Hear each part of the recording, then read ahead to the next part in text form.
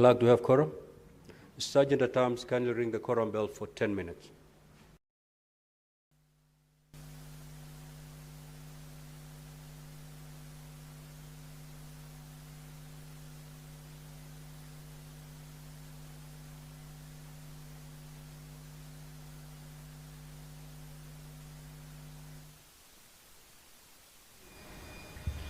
So the prayer has been said and the chair taken. However, there is a quorum hitch at the commencement of the sitting of the Senate. And we have heard from the Speaker directing that the quorum bell be rung for 10 minutes.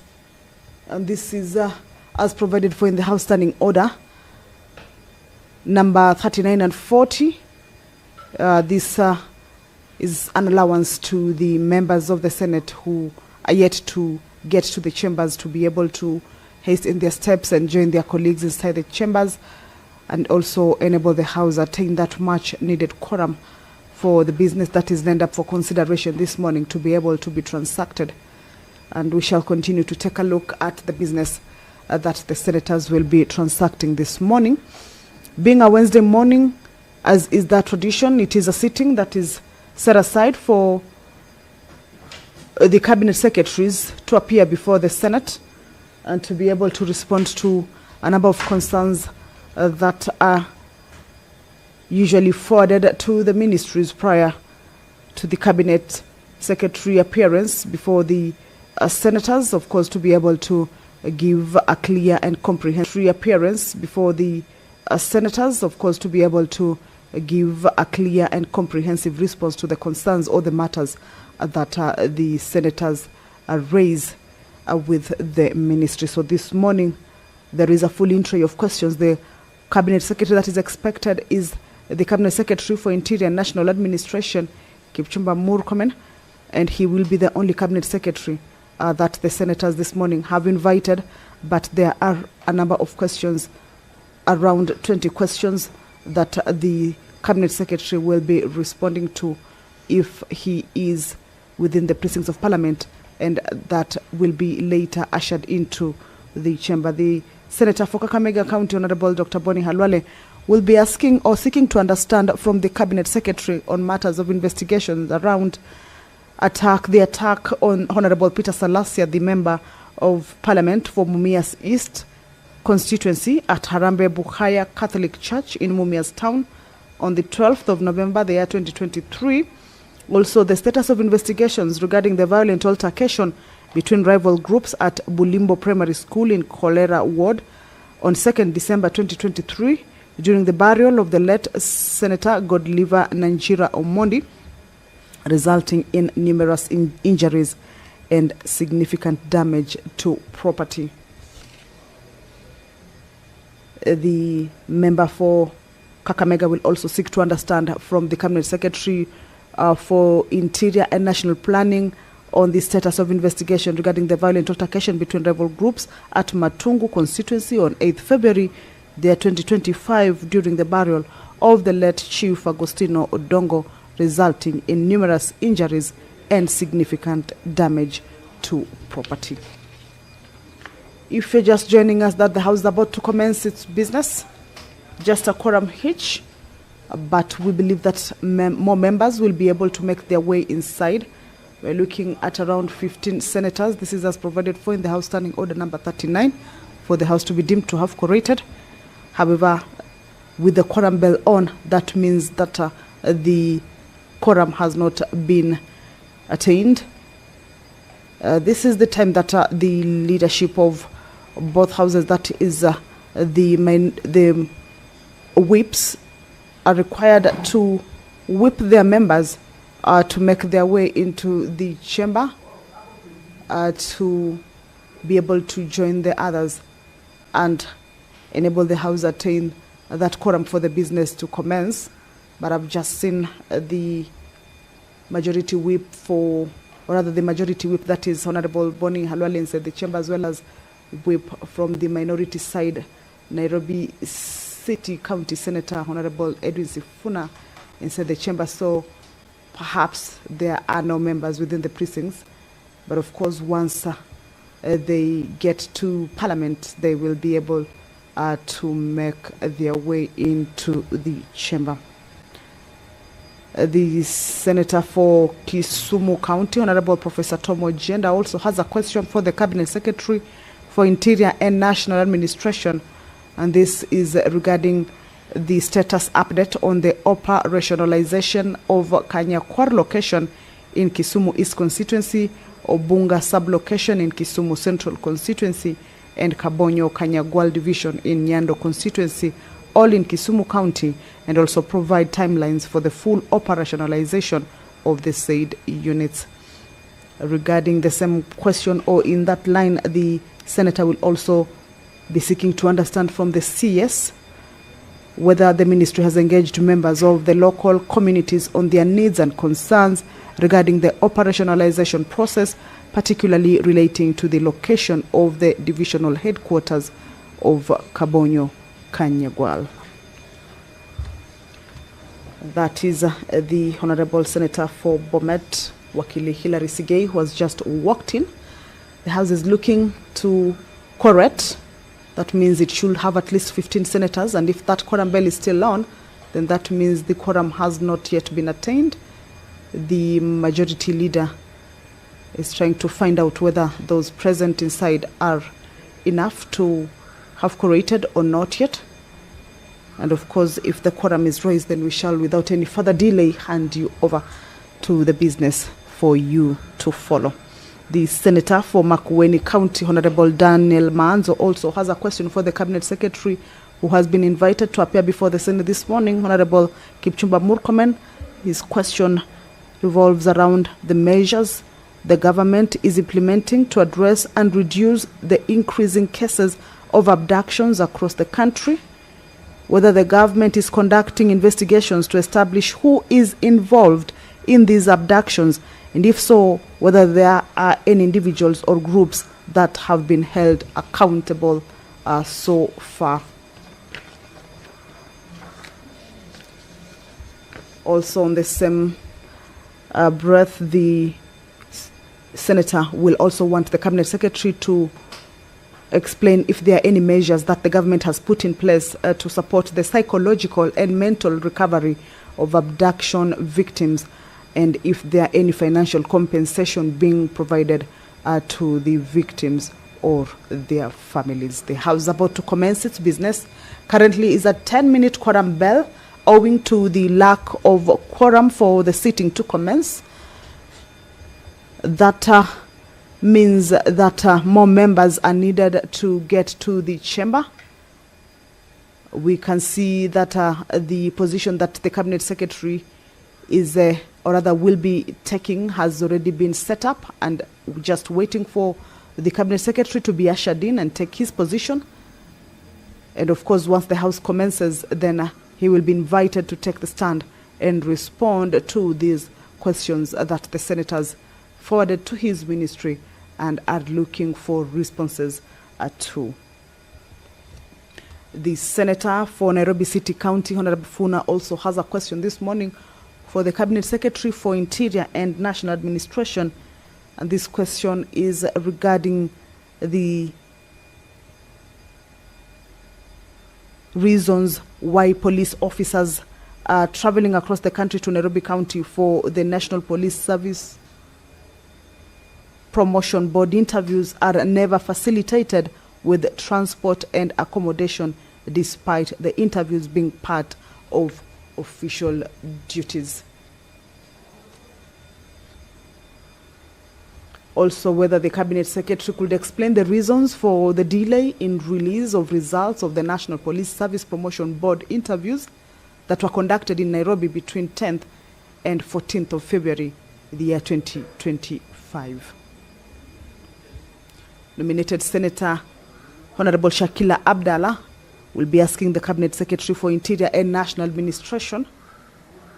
The 10-minute quorum bell is over. We should be expecting to hear from the Speaker on whether the quorum has been attained yet, or he will be adding a further 10-minute quorum bell as is provided in the House Standing Order. The Speaker should be directing for us to be able to understand whether the House will be commencing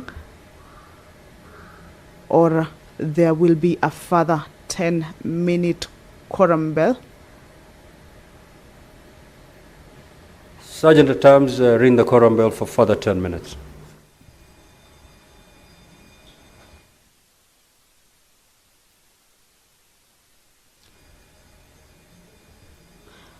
So that directive by the Speaker for the quorum bell to continue ringing for a further 10 minutes indicates that the House has not quorated yet. It is a Wednesday morning. Business that is lined up for consideration is engaging the Cabinet Secretary. This morning, the Cabinet Secretary that will be appearing before the Senate is Kipchumba Murkomen from the Ministry of Interior and National Administration.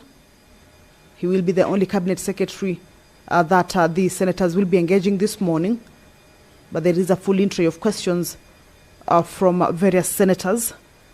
And as we wait for that quorum to be attained, we shall continue to take a look at some of the questions that the CS, once the House quorates, or if the House quorates, will be ushered in and respond to.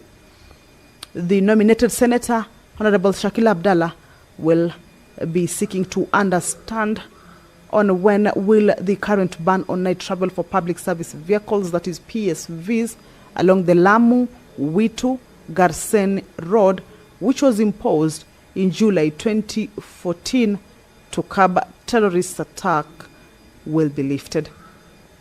Also, if there are any measures that have been put in place to ensure a swift response to medical and security emergencies at night once the ban is lifted. And also, a follow-up on that question is whether the Cabinet Secretary could explain how the government has involved local communities and stakeholders in assessing the impact of the ban on the region's economy and transport sector.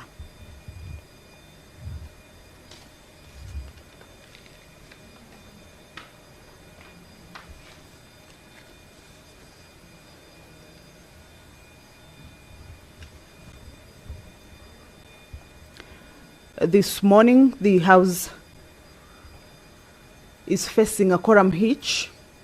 The time allocated for the sitting is 9:30. It is now about 19 minutes past that. And the House has not quorated yet. The prayer has already been said and the chair taken. We have seen the first quorum bell on for the 10 minutes to know, or rather in vain, because that quorum bell did not enable the House to attain that much needed quorum yet. And right now is a second 10-minute quorum bell, the second round of the quorum bell. However, if at the lapse of this quorum bell, the quorum is not attained, then that means that the House will be adjourned until the next sitting. But this morning, being a Wednesday morning, the senators are expected or set to host the Cabinet Secretaries.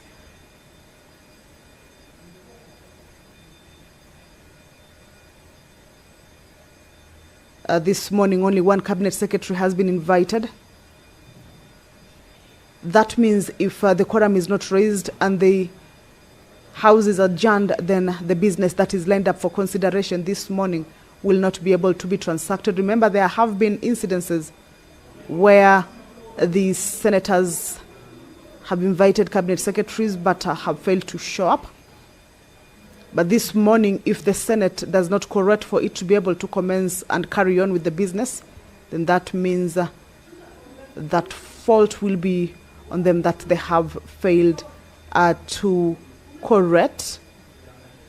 We can see the whips from both sides trying to see whether they can be able to bring more members. But clearly, if there are no members within the precincts of Parliament, then that means there is no one to whip into the chamber. We have seen the whip from the minority side, Honorable Edwin Sifuna, just come back and sort of signaling that perhaps there are no members within the precincts to be able to be whipped into the chamber. Just to let you know is that this is the second round of the quorum bell. The House has not quorated yet. Just to let you know is that this is the second round of the quorum bell. The House has not quorated yet, because once it quorates, then we should be able to be informed for the business to be able to commence. And we shall continue to take a look at the business that the senators this morning will be transacting, engaging the Cabinet Secretary for Interior and National Administration. The whip from the majority side has just also walked in without any member behind him or ahead of him. So then that means there are no members or senators within the precincts of Parliament for them to be able to whip into the chamber. We shall be able to wait, or rather we shall wait to see what the Speaker will be communicating to the House, and if the business will commence nonetheless, or they will be abiding by their own rules that at least the quorum has to be attained for the sitting of the Senate to commence. The majority leader, Honorable Erin Cheriot, with clerks, they are trying to see whether the numbers present inside the chamber can at least be able to be substantive enough. All right, allow me to hand you over. Clerk, you may proceed to call the first order. Order number 1, administration of oath. Order number 2, communication from the chair. Order number 3, messages. Order number 4, petitions. Order number 5, papers. Order number 6, notices of motion. Order number 7, questions and statements.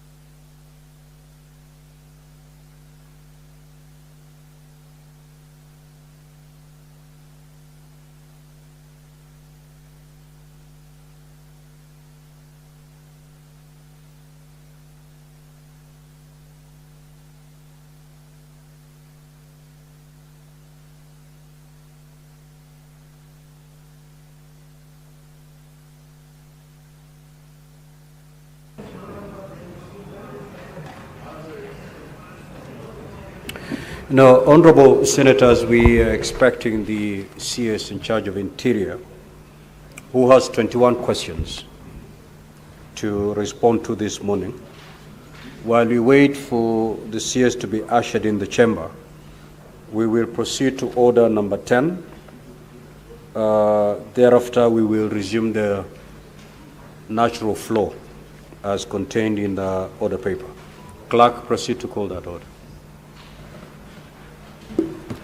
Order number 10, motion, report of the Kenya Parliamentary Delegation to the 150th Assembly of the Interparliamentary Union, IPU, and related meetings held in Tashkent, Uzbekistan, from 5th to 9th April 2025. Senator Catherine Momo. Yes, Senator Boni. Mr. Speaker, we have heard you that you have amended so that we can start with number 10 and then go back to the question. But Mr. Speaker, could you clarify, Is it that the Senate is now waiting for a CS? Is it the procedure of Parliament that ministers, when they're asked to come, Parliament must wait for them? Well, I asked the clerk to usher in the CS. While that is being done, we proceed to order number 10. That's what I said.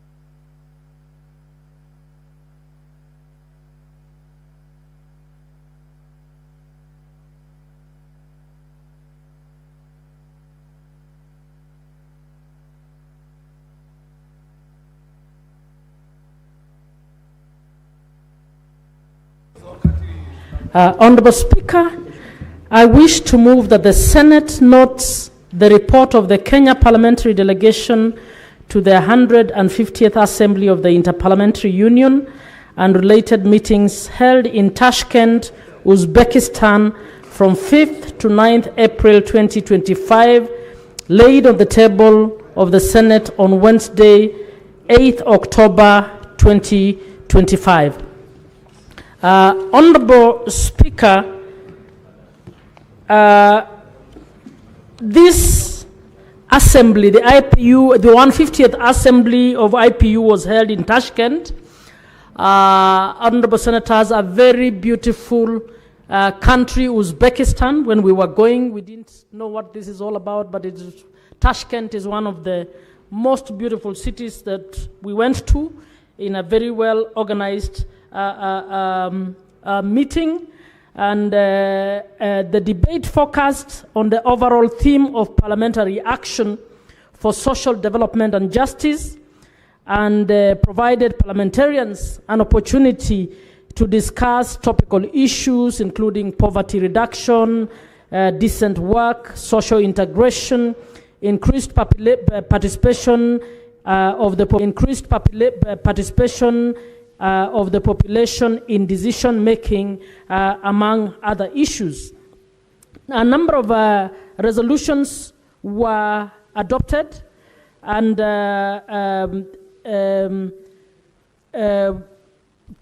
three solutions were proposed by the President then, Ms. Tulia Ackson, to ensure that we invest more in people, we ensure that the public sector takes care of people and equips them with the tools to thrive, to make economy work through fairer distribution of economic gains and involving everyone in economic decision making and strengthening all institutions that underpin the social contract. Referencing the general debate, there was a call for urgent and concrete parliamentary action on social development and justice, and the provision of several stark examples of rising poverty were raised by various members of parliament from different places. Honorable Speaker, we participated. You gave a very strong statement on the policies in Kenya and what we are trying to do around social development, among other things. Honorable Speaker, there was even a trip to field trip in Tashkent where the a team of legislators were taken, and I was among them, to go and look at the manner of service provision and implementation of the health function within Uzbekistan, and we were able to pick some very good rights approach methodology of working with communities to ensure safe and healthy communities among that. And Honorable Speaker, following that, one of the decisions that was made during this IPU assembly was to transition a health advisory committee into a health committee of the IPU, and that health committee was set up, and I'm happy to report that I was elected as among the first members of parliament to sit on the IPU, newly formed IPU health committee. Now, Honorable Speaker, without taking so much time, I wish to basically indicate that IPU is usually a delegation of a strong membership from both National Assembly and the Senate, and you led us in this team. I was a member. Millie Odhiambo was also present, making good reports on the human rights of parliamentarians. We had John Kiarie, MP, also present. We had Titus Lotte. We had Clive Gisairo, John Makali, Raphael Chimera, Clark Jeremiah Nyegenye. We had Eunice Gishangi. We had Benedict Furaha, Nicholas Emegin, Innocent Bayer, John Muse, Madeline Gladys Kisama, Alice Njeri Kahuria, who did a very good job for the country, Kenya. I will not go too much into the report, and would call upon Senator Majority to second me. Thank you. Mr. Speaker, sir, I rise to second this motion, which is a report of our Kenya parliamentary delegation to the 150th IPU and related meetings held in a city whose name Senator Halwale will easily swallow his tongue if he tried to mention, a place called Tashkent in Uzbekistan, from the 5th to the 9th of April 2025. Mr. Speaker, I appreciate each time when we send delegations out of Parliament and they bring a report. There used to be a practice in this House where sometimes, and this is as recent as last year, I'd be moving reports on this floor, Mr. Speaker, and we are getting reports of meetings that happened 2-3 years ago. I want to congratulate this team because this is a meeting that happened just in the month of July, barely 3 months ago, that you have your report ready and you're furnishing the House with the details of what you learned in comparable jurisdictions and what is important in this House. I want to challenge our colleagues that each time when the people of this country spend money on you by sending you to the far capitals of this world, it is for you to learn and bring that knowledge and have it implemented in our republic. And the only way that that knowledge can remain a secure record of transactions of happenings in this House, Mr. Speaker, is through reports such as this. Therefore, I want to congratulate Senator Catherine Muma as a leader of the delegation from the Senate for bringing this, Speaker, sorry, my apologies, Speaker. I don't intend to send you back to Kamale by taking away your very distinct role as a head of delegation in IPU. But Senator Catherine Muma has done justice by reminding me. Thank you. But I appreciate that 3 months after this delegation was in Uzbekistan, Mr. Speaker, we have a report and their findings. It is my sincere hope, Senator Muma and your team, that the lessons learned in here will be translated then further in the deliberations of your committee. That the lessons learned in here will be translated then further in the deliberations of your committee, particularly as members of Justice and Legal Affairs Committee, where you serve alongside other eminent colleagues of this House. With those many remarks, Mr. Speaker, I beg to second. Honourable Senators, I'll now proceed to propose the question that the Senate knows the report of the Kenya Parliamentary Delegation to the 150th Assembly of the Interparliamentary Union IPU and related meetings held in Tashkent will extend from the 5th to the 9th of April 2025 and laid on the table of the Senate on Wednesday, 8th of October 2025. The floor is open for debate. Senator Boni. Why IPU was founded was to further, Mr. Speaker, amongst other things, democracy in the community of nations of the world. Mr. Speaker, I congratulate Senator Catherine Muma for participating in this very important conference together with our colleagues. And because we have no other way we can express some of these things, if indeed IPU was about the greater role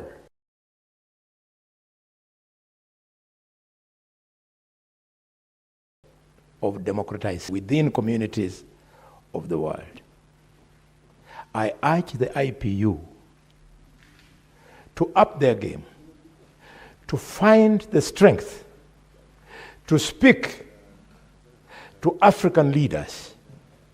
Mr. Speaker, today we are seeing presidential elections in African countries being conducted by the sitting presidents in office who give no role to the electoral commissions in their countries.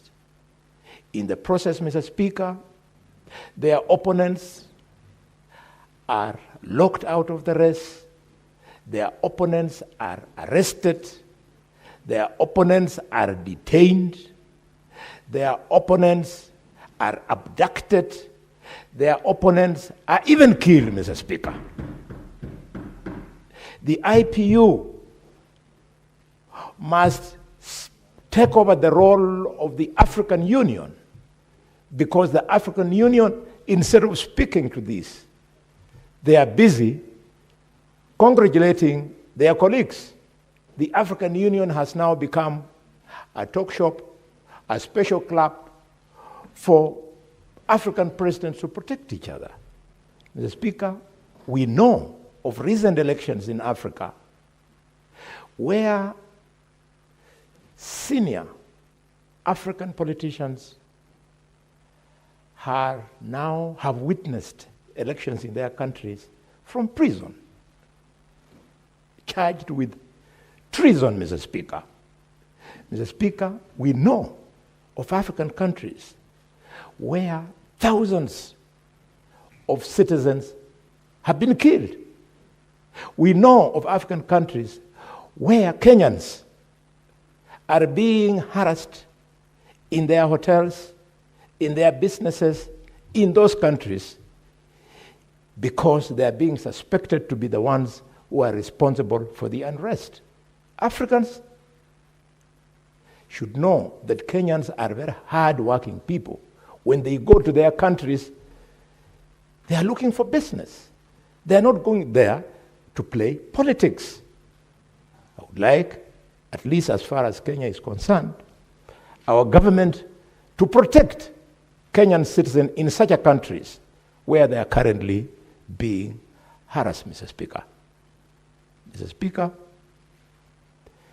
when I see the kind of business that African countries lose because of this instability, I say, how I wish the standing orders of Parliament of Kenya could be changed so that we could do substantive debate on this very, very serious issue, Mr. Speaker. Mr. Speaker, for some of us, our communities cut across nations. For example, if you take the Kenyan Somali, his relatives are in Somalia, his relatives are in Ethiopia. So when unrest takes place in those two countries, the Kenyan Somali is expected to keep quiet. Similarly, the Luos, the Maasais, they are in Kenya, they are in Tanzania. When their relatives face this kind of atrocities, we are supposed to keep quiet. Similarly, the Luyas and Tesos, our relatives are in Uganda. And when these things happen, we are supposed to keep quiet. Maybe we should change standing orders so that African parliaments can boldly debate the nonsense that is going on where the African Union has failed. I support. Senator Maanzo. Thank you, Mr. Speaker. Mr. Speaker, IPO is a very important organization in the world. And just as Senator Halwale had observed, it could be useful in advice and in guiding in many principles that members of parliaments all over Africa and many other parts of the world could advise governments, Mr. Speaker, or could influence politics, Mr. Speaker, in a certain way. Mr. Speaker, what has been happening in the world currently is very unique. The situation in the Sudan, Mr. Speaker, the violence in Tanzania, what we have seen in Nigeria, Mr. Speaker, Christians butchered in churches, yet it is reported that Muslims are killed more than Christian, and promptly the American government to want to intervene and bring, these groups which kill people, to an end.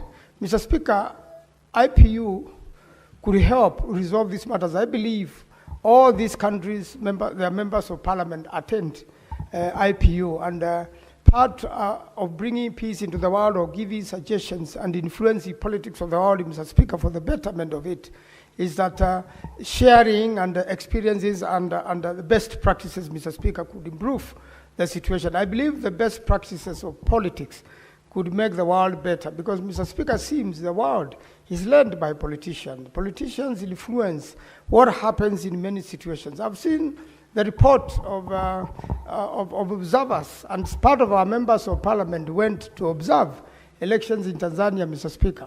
They have brought back very interesting scenarios whereby the citizens decided to attack properties belonging to politicians they thought it causes strain in these particular countries. And Mr. Speaker, that's something to be learned by ourselves and by many parliaments of the world. When citizens decide to target certain people and destroy their properties completely, former presidents, influential people in parliament, influential people of political parties, they target just that particular family, Mr. Speaker. It's a very sad situation, Mr. Speaker. In a situation whereby politics destabilize a country, Mr. Speaker, innocent people suffer, like the case in the Sudan now. You see families running away, families having lost their residence, families, divided, and the people lost. Mr. Speaker, I believe there are members of the Parliament of Sudan who probably come to IPU and could have shared experiences in different places of the world. And Mr. Speaker, we could reduce the suffering of the people through parliaments, Mr. Speaker, and through members of parliament when they share their experiences. Political parties and how politics are conducted, Mr. Speaker, is very interesting. Quite a number of our very good friends have lost their nominations in Uganda, and most of them were targeted, the ones in cabinet and are also in the House. And in the same political party, Mr. Speaker, they decide, we are not nominating you. It is time for you to go home. And these people move to independence and resist and want to go back to the people, while the people are telling them, please take a little bit of rest. We compare somebody else that maybe we'll have you in future. And I believe these experiences, Mr. Speaker, while shared, each one of us will learn something from another member of parliament from another country. And every time there are international gatherings, members of parliament really share their experiences on politics, on development, and how generally a country gets affected when politicians or political parties take certain decisions. Our own experience here, Mr. Speaker, with the death of the Right Honorable Raila Odinga, everything, Mr. Speaker, seems to have gone back to the drawing board. People are realizing this man, Raila Odinga, really was holding a very important place in this country. He, you know, from the days he was in Parliament to the many things he has participated locally and internationally, to the bringing in of a new constitution, Mr. Speaker. It had gotten to a level that the old constitution could no longer hold this nation together. And the politicians and members of Parliament came together, took the best constitutions all over the world, looked for the best legal practices, and came up with a constitution, Mr. Speaker, which is largely accepted. And after elections now, people are able to move on. I wish also other nations can pick from the example of Kenya, the way Honorable Raila Odinga has behaved, the way he's able to move on after an election. I think many nations don't know how to move on after an election gone wrong. He was able to bring the country together, bring peace to a country. And Mr. Speaker, when you travel around, you are able now to appreciate how important peace is in a country. Mr. Speaker, in a country where you cannot drive at night, where there is a curfew. Mr. Speaker, in a country where people who want to travel are stranded in airports, all because of politics, all because of decisions made by politicians, decisions taken at parliaments. It makes us now begin having the sense that there is, you know, the country is bigger than us, and that the positions we hold in this country go a long way to, you know, to make other Kenyans, or to determine the destinies of other people. And I believe with all the experiences shared from this particular IPU meeting, we want to learn from those who participated, pick their experiences, and make the world a better place. I thank you, Mr. Speaker. I support. Senator Esther Akanyuri. Thank you, Mr. Speaker. I also wish to support this report by Senator Muma. Senator Muma and your team, I hope you enjoy, because this country is known for its hospitality towards visitors who are visiting their country. Mr. Speaker, when you actually look at the resolutions made in that 150th Assembly, they were very serious resolutions, which I feel if the members who participated in that can bring back some, can hear, and we're able to implement, we will be going a long way in shaping the country the way we would wish to see the future generations that are coming look at it. Mr. Speaker, look at the issue of youth empowerment. You know, we talk about youth day in, day out. Yesterday we were discussing about providing internship opportunities to young people in an easy way, and a way that they are remunerated, in a way that they can also appreciate that they are giving service to this country, Mr. Speaker. And when you actually look at the wider discussion on empowering young people first need to be put in avenues where they can also give their decisions and be part of the decision-making process, Mr. Speaker. I know we have the youth parliament in other countries, Mr. Speaker. That's an idea we also need to think about in Kenya. With the youth parliament, we'll be giving young people room for dialogue so that they also grow their skills in shaping leadership in the issues I'm picking from the assembly that happened. The other issue, Mr. Speaker, is on women empowerment. You realize when women are involved in decision-making, we are likely to have decisions which are incorporated because, from a wider perspective, because women in this country endure so many challenges, and therefore, when they are giving views on a certain matter, it's most likely one through experiences or something they have assisted, and so they can see that whatever they are proposing is an idea which is likely to assist the country at large, Mr. Speaker. Mr. Speaker, that country also has largely invested on, you know, they have a slogan that is from poverty to prosperity. Mr. Speaker, as members of parliament, one of the main reasons we are here is to put laws which are meant to enable ordinary citizens at least support themselves in whatever economic activities they are engaging in. We need to make it deliberate that we want to alleviate poverty through putting legislation that is favoring such kind of activities, Mr. Speaker. And finally, the issue on climate change. That is a discussion we've had, and there have been attempts to urge the general public to engage in tree planting. Mr. Speaker, I'm yet to see if Kenyans largely have taken it up, because now I think people are looking at it like an activity which just happens one day, and we call it a day. We need to change our culture so that this is in us. We are participating not for commemorating a specific day, Mazingira Day, but every single day we need to look at how we can protect the environment so that we are in a society which is conducive for everybody, Mr. Speaker. And finally, investing in people, Mr. Speaker, investing in people, more especially vulnerable groups, because those are the ones who are not able to fend for themselves, the persons with disability, the young people, the senior citizens, where social protection comes in, Mr. Speaker. So whatever issues that are being talked about in the IPU are very serious issues when we actually mirror Kenya, and I think should not just be compressed to a report, but we need to take action, especially from some of those key recommendations I've mentioned. You can even see they were talking about responsible artificial intelligence. You know, that is where we are now. And we cannot fight such. We only need to look at how to use artificial intelligence responsibly to shape narratives, to even shape the way we are manufacturing content, and so many other things, Mr. Speaker. Allow me to end my contribution there just by thanking Parliament for always supporting members to share ideas with other parliaments so that we see what is of best practice to adopt as legislators. Thank you. Senator Catherine Muma, you may reply as the mover.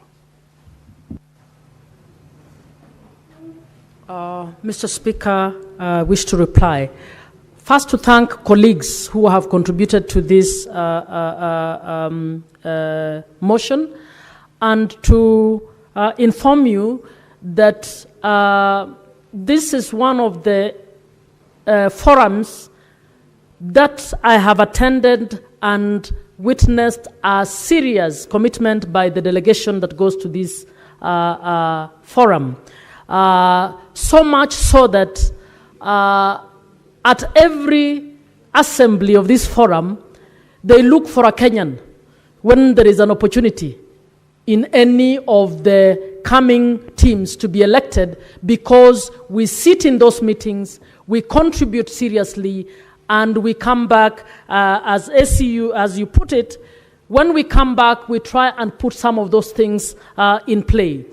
I am in the working group on science and technology, and the issues that have been raised on AI are issues that you may have heard me speak on this floor. I've talked about internet governance and what we need to do to balance around issues of technology, and the Parliament playing a catch-up role in terms of raising the legislation. Members, you may not be aware, I know we have a lot of debate about cybersecurity and cyber freedoms, but this is something that requires objective dealing by Parliament, so that we actually have a law that balances freedoms of expression as well as protection of rights of those who would be harmed as a result of the new technologies. I would want to report that Millie Odhiambo chaired and sits on the Committee on Human Rights of Parliamentarians. We have the Human Rights and Democracy Committee, a separate one. We have a Human Rights of Parliamentarians Committee.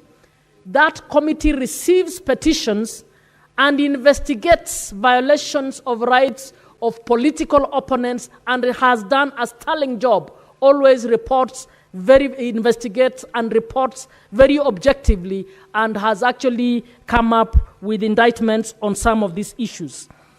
We also have moved here. You are aware, members, that I came up with an anti-trafficking, a bill to support, to include orphanage trafficking among the laws in Kenya. That is an idea I got from IPU after discussion in IPU.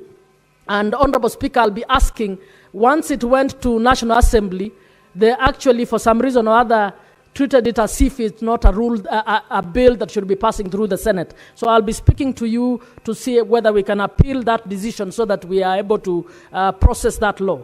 So basically to say all areas of development or economy are discussed in IPU, and all interest groups are represented in the IPU discussions. And the Speaker usually will carry on his delegation every so often. He will carry youth to participate in the IPU youth sectors, women, and so on, and we continue doing that. I also want to report that I was looked for because of my participation in the formulation of the UN Convention on Disability. I have been included in the team that will be developing an IPU resolution on disability. So I'm also working on that bit. So I wish to thank members for what you have said and to invite you to keep taking an interest. We learn a lot more on what's happening in other jurisdictions, and that improves our participation. Thank you, Mr. Speaker. Clerk, do you have the requisite quorum before I put the question? We do? All right. So, honorable senators, I'll proceed to put the question. That the Senate notes the report of the Kenya Parliamentary Delegation to the 150th Assembly of the Interparliamentary Union IPU and related meetings held in Tashkent, Uzbekistan from the 5th to the 9th of April 2025, laid on the table of the Senate on Wednesday, 8th of October 2025. Will as many as of that opinion say aye? Aye. Will as many as the contrary opinion say nay? The ayes have it. Now, honorable senators, we will now go back to questions. I'm informed the CS is already in the House. Honorable CS, welcome to the Senate once again. Now, honorable senators, we have 21 questions. These 21 questions are to be responded to between now and 1:15 p.m. So that means we will be allocated. These 21 questions are to be responded to between now and 1:15 p.m. So that we will be allocating time per question. If you look at your clock, we have about less than 3 hours to receive response to those 21 questions. So I'll be limiting the time per question so that we cover all these 21 questions. Now, we will start with question number 13 by the Senator for Kirinyaga, who seems to have 3 questions to ask the CS. So, Senator Murango, the floor is yours. You may proceed to ask the question.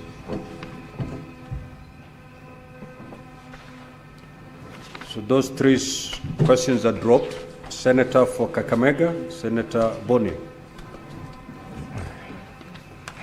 Thank you, Mr. Speaker.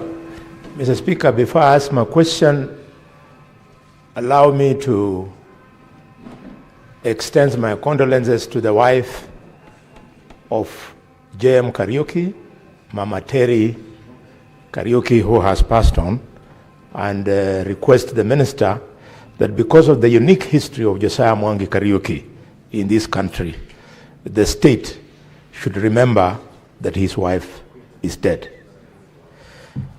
Mr. Speaker, my question is as follows.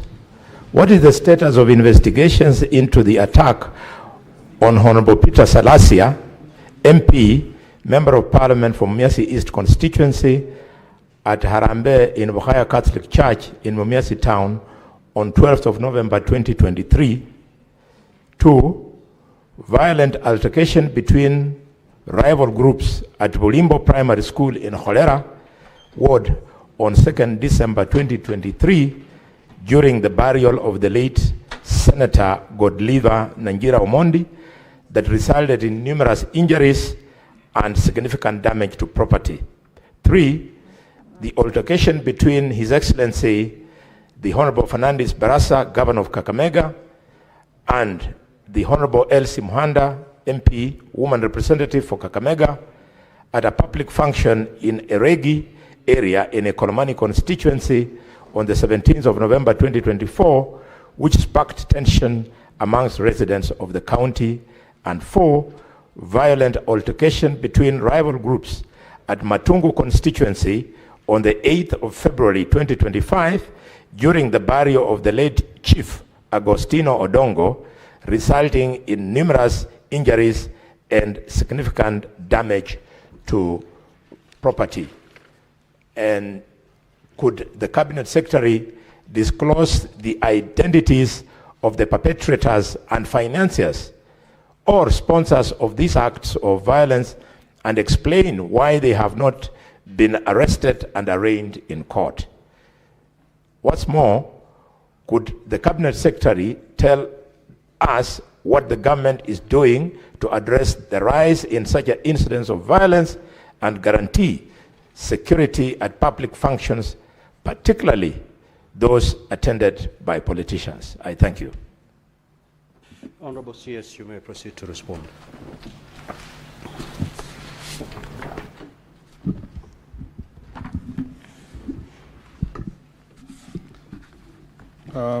Thank you very much, Mr. Speaker. Once again, I'm very happy to be here and to respond to questions by honorable senators. Mr. Speaker, with your permission, I have looked at the statements or requests for questions.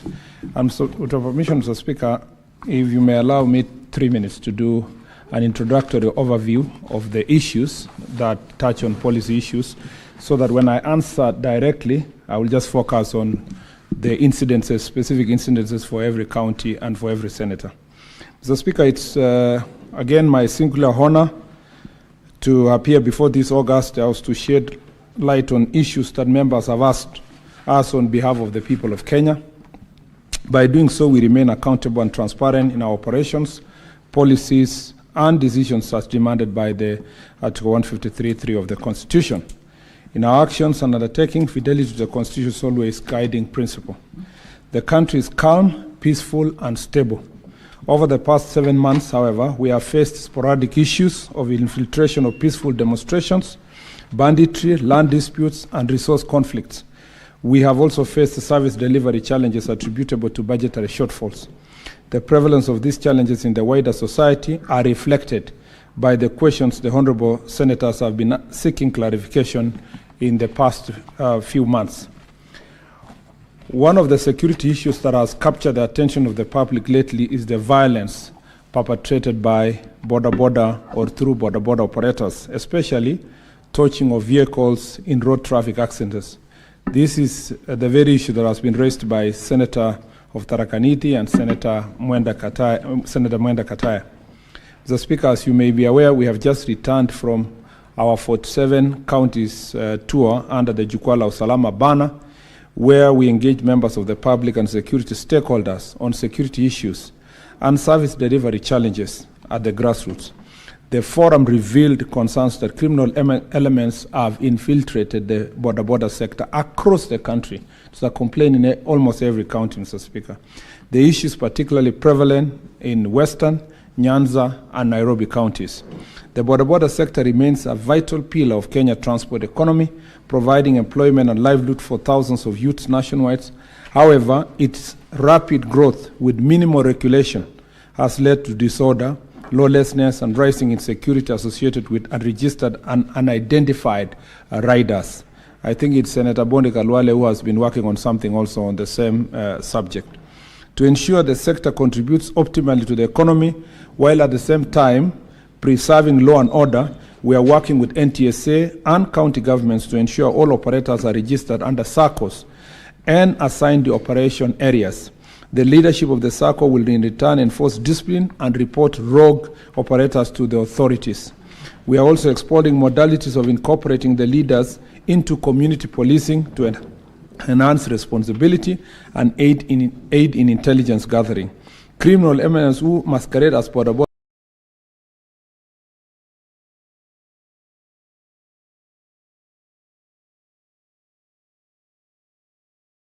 operators will be prosecuted to protect the, and they call it discipline in courts, but military.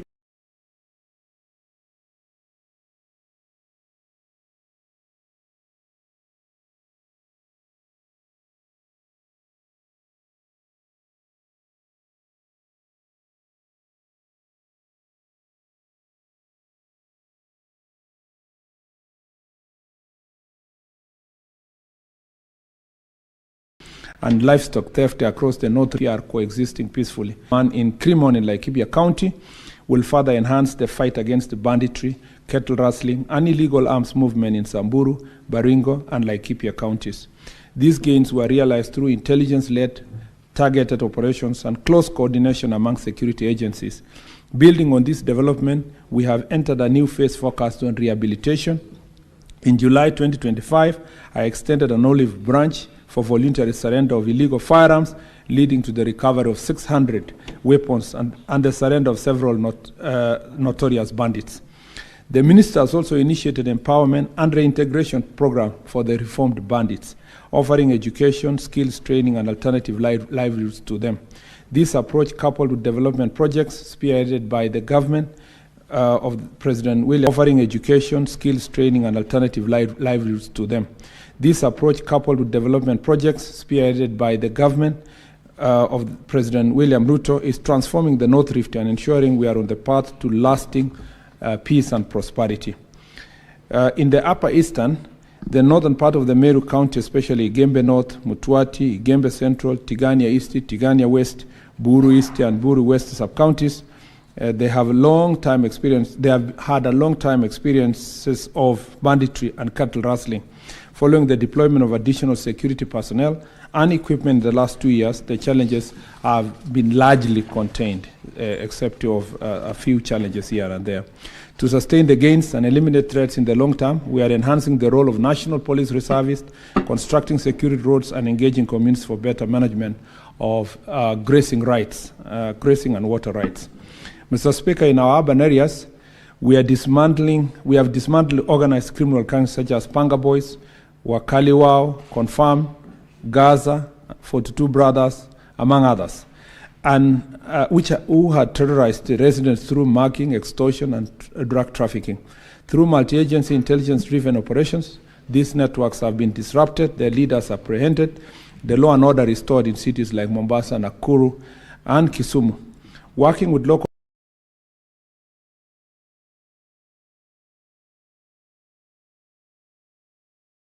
administrators and communities, we have reclaimed the neighborhoods once ruled by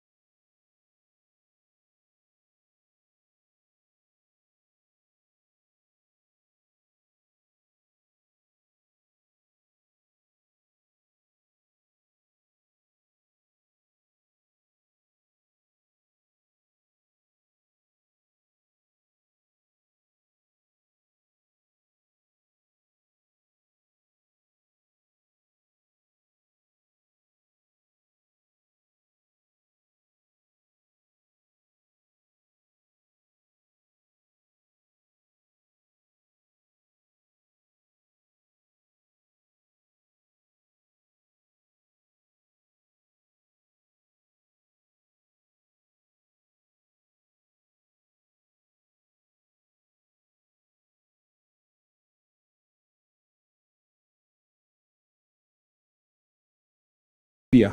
Public spaces now are safer. Respond to this question specifically, especially the one that has been asked by the Honorable Senator for Kakamega, so that we make progress. Otherwise, with the 21 questions, we may not even go halfway if we proceed with the manner in which you have started. Mr. Speaker, why I asked your permission was that instead of infusing all these answers to the different questions, so that I just don't need to explain the other issues, I decided to summarize it in an introduction, which I only remained with 1 page. Then when I go to his question, I'll just ask specific incidences without going back to the policy issues.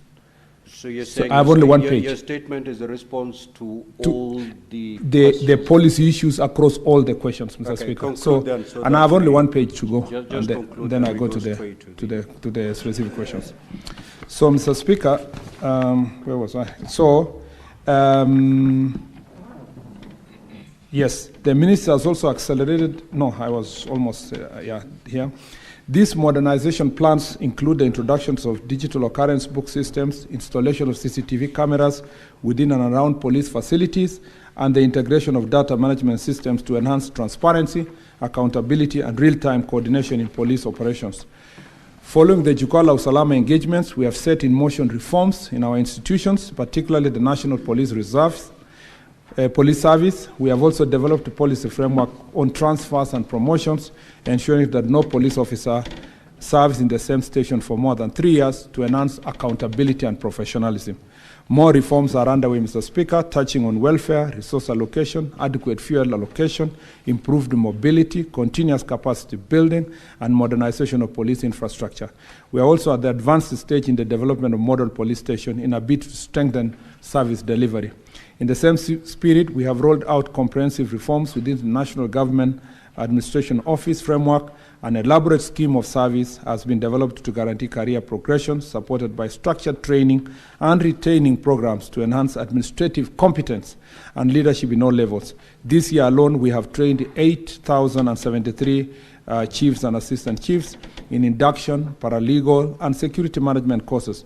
Besides, 804 assistant county commissioners have been trained in and awarded diploma in public administration certificates. We have decentralized also various programs across the board. In conclusion, Mr. Speaker, the Jukwaa la Usalama initiative has proven invaluable in identifying systemic challenges that had long hindered effective service delivery. By engaging directly with the officers and the public on the ground, we are solving problems that could never have been fully understood from boardrooms in Nairobi. So, some of the far-reaching operational and policy changes arising out of the Jukwaa forums will need a support of Parliament, and I will be coming to you, dear Honourable Senators, for your consideration. With your indulgence, Mr. Speaker, now I beg to move to the detailed responses to the specific questions. The 26. I think it was question number 26 from Honourable Boni Khalwale, Mr. Speaker. And to save time and considering the number of questions, I will not repeat the question itself. I'll just go straight to answering part A, which is the status of investigations into attack on Honourable Peter Salasha, MP at Harambe Buhaya Catholic Church in Mumias Town on 12 November 2023. Mr. Speaker, the Member of Parliament for Mumias East constituency, Honourable Peter Salasha, attended Harambe of Buhaya Catholic Church in Mumias Town on 12 November 2023. The event, organized by the Western Region Members of Parliament Caucus, was presided over by the Right Honourable Speaker of National Assembly, Honourable Moses Masika Wetangula. However, Honourable Peter Salasha was attacked by a rival of a group of young men when he was invited to address the congregation, resulting in a fracas that led to his injuries. He reported the matter on at Mumias Police Station, where it was recorded in the occurrence book under entry number 23 of December 23/12/11/2023, at 2:25 p.m. He was advised to seek medical attention and complete a P3 form, a copy of which was provided to him. However, despite being invited by the investigating officer, the complainant, Honorable Peter Salasya, is yet to return to provide his statement to the police. As a result, the case remains pending under investigation due to complainant's failure to record his statement. On Part B, Mr. Speaker, status of investigations into violent altercations between rival groups at Bulimbo Primary School in Holera Ward on 2nd December 2023. Honorable Speaker, the funeral of the late Honorable Godliver Omondi, may she rest in peace. We served together in this house with Senator Boni Kalwale and Godliver. A nominated member of the County Assembly of Kakamega then was held on 2nd December 2023 at Bulimbo Primary School grounds. The event, attended by senior politicians, concluded peacefully at approximately 5:30 p.m. No incidents of violence or injuries reported or reports were made to the police in connection with the event. Part C, the status of investigation into altercation between Honorable FCPA Fernandez Baraza, OGW, Governor of Kakamega County, and Honorable Helsi Muhanda, Women Representative of Kakamega County, on 7th November 2024. Honorable Speaker, on 6th November 2024, Honorable Elsie Muhanda took to the podium to address mourners at a funeral in Imalamba, Eregi. However, her remarks reportedly provoked supporters of the Governor Barasa, leading to a commotion. A brief altercation ensued between the two groups, prompting police intervention, which swiftly restored order and prevented destruction of property. One individual who sustained minor facial injuries reported the incident, which was booked in 16/7/224 at Eregi Police Station. Despite police efforts, the injured individual declined to provide formal statement, and as such, the case remains pending under investigations. D, the status of investigations to violent altercations between rival groups in Matungu constituency on 8th of February 2025. Honorable Speaker, there was a violent altercation between rival groups at Matungu constituency on 8th of February 2025 during the burial of the late Chief Agostino Odongo, resulting in numerous injuries and significant damage to property. Mr. Felix Omutala, who was allegedly attacked by a group of 4 individuals, complained of assault, prompting the Director of Criminal Investigations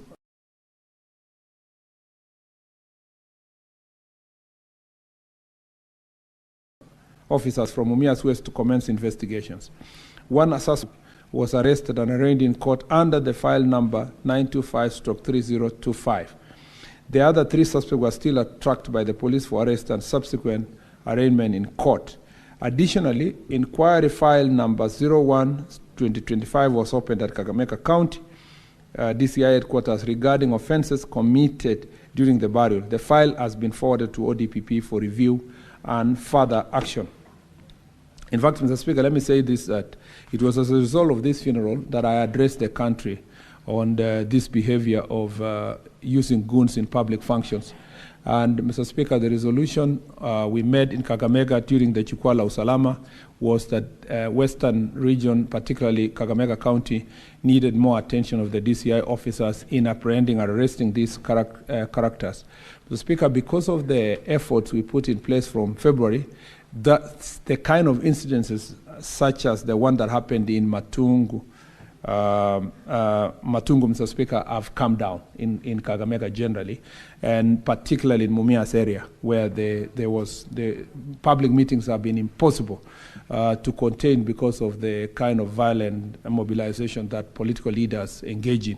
Mr. Speaker, this is an issue of great concern to us going to the elections, and the DCI and the National Police Service are prepared to deal very well or decisively on this issue, Mr. Speaker, and it is something that we are alive to and we continue to monitor. Disclosure of identities of financiers of violent acts and their legal status. Mr. Speaker, due to the sensitive nature of ongoing investigations, we are currently unable to disclose the names of the suspects to avoid jeopardizing the process. However, intelligence gathering so far has identified key financiers behind these violent acts, and investigation to uncover additional suspects have made significant progress. The government remains committed to ensuring that all individuals responsible, including financiers and orchestrators of violent incidences, are apprehended and held accountable in accordance with the law. Appropriate legal action will be taken against anyone found culpable once investigations reach a conclusive stage and legal threshold is met. We assure this House that no individual, regardless of their status, will be shielded from this process of justice. And as I said, Mr. Speaker, the file is before the ODPP and the processes are ongoing. Government measures to address rising violence of public functions. One is that, Mr. Speaker, the government acknowledged the increase in politically motivated violence at public gatherings, particularly in Western Kenya. To address the vice, and when I say Western Kenya, it's not Western region. It's all the way to Nyanza, Mr. Speaker, and also some parts of Rift Valley.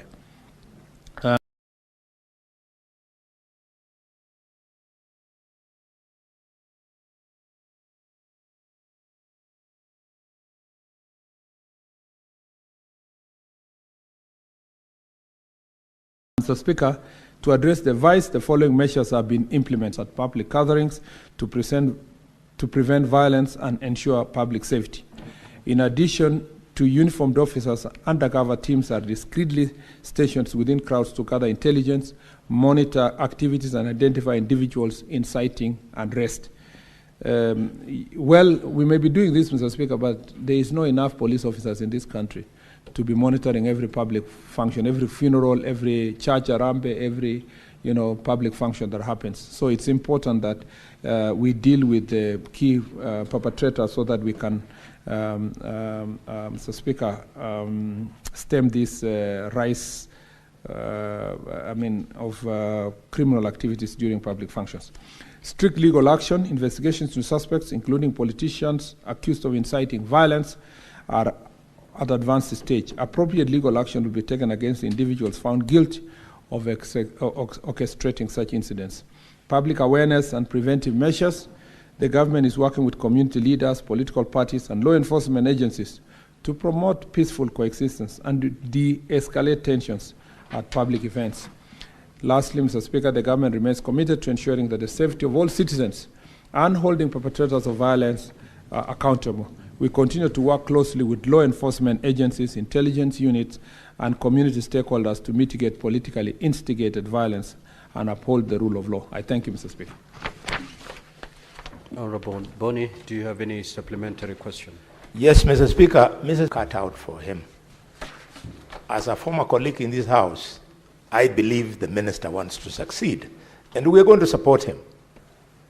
But, Mr. Speaker, these instances took place, Minister, as far back as 2023, and you're telling us you're still investigating a case where the financer hires school buses, recruits goons, they are carried in these school buses to a function, the goons start the violence, videos are taken, they are arrested, and the financer secures their release.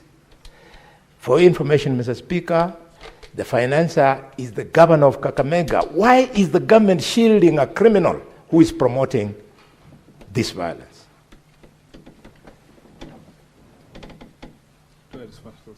Honorable CS. Thank you, Mr. Speaker. As I made it very clear, is that, Mr. Speaker, in some instances, why nothing has happened from 2023, the victims are running away from the case. A member of parliament, for example, like Honorable Salasia, is refusing. And it's not because he doesn't know the law. He is running away from coming to record a statement. So the DCI cannot again arrest the victim so that they can cooperate, so that we can investigate the people. So, Mr. Speaker, there are challenges here. Sometimes, Mr. Speaker, political leaders think that they are weak if they pursue a case to its conclusion, because they think that if they go to a dock and or a witness stand, Mr. Speaker, and they are now narrating how they were beaten, they think that their constituents will consider them a weak person. So sometimes they drop these cases, and so, Mr. Speaker, there's very little we can do.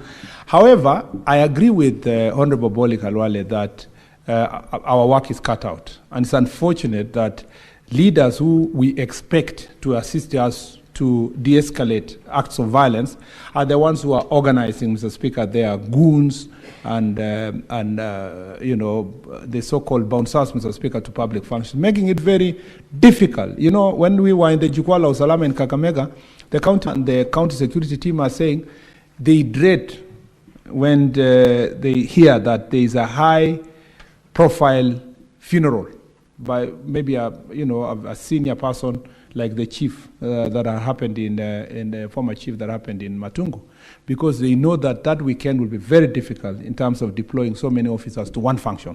So, Mr. Speaker, we agreed that it is important for us leaders to escalate this behavior. Here to before this House that Honorable Governor Barasa was involved in any way.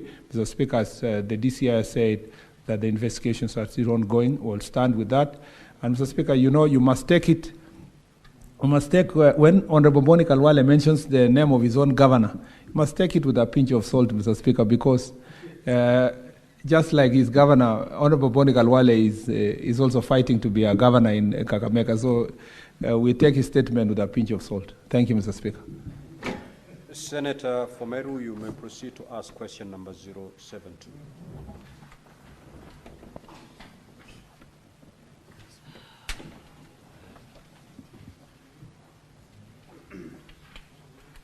Thank you, Honorable Speaker.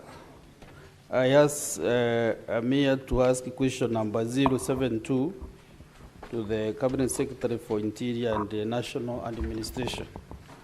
Mr. Speaker, number A is why are there recurring and escalating incidents of banditry and cattle rustling in Igembe North, Igembe Central, Tigania East, Tigania West, and Ibore constituencies in Meru County, despite the government's repeated assurances of enhanced intervention efforts? Number B, what progress has the government made in recovering stolen cattle, and could the Cabinet Secretary provide the details of the nature and extent of support accorded to affected families to help reconstruct their destroyed homes and where stolen cattle have not been recovered to help restore their livelihoods? And C, could the government consider undertaking a security operation in the affected region similar to the multi-agency security operation, dubbed Operation Maliza Uhalifu, which was deployed in the North Rift region in 2023?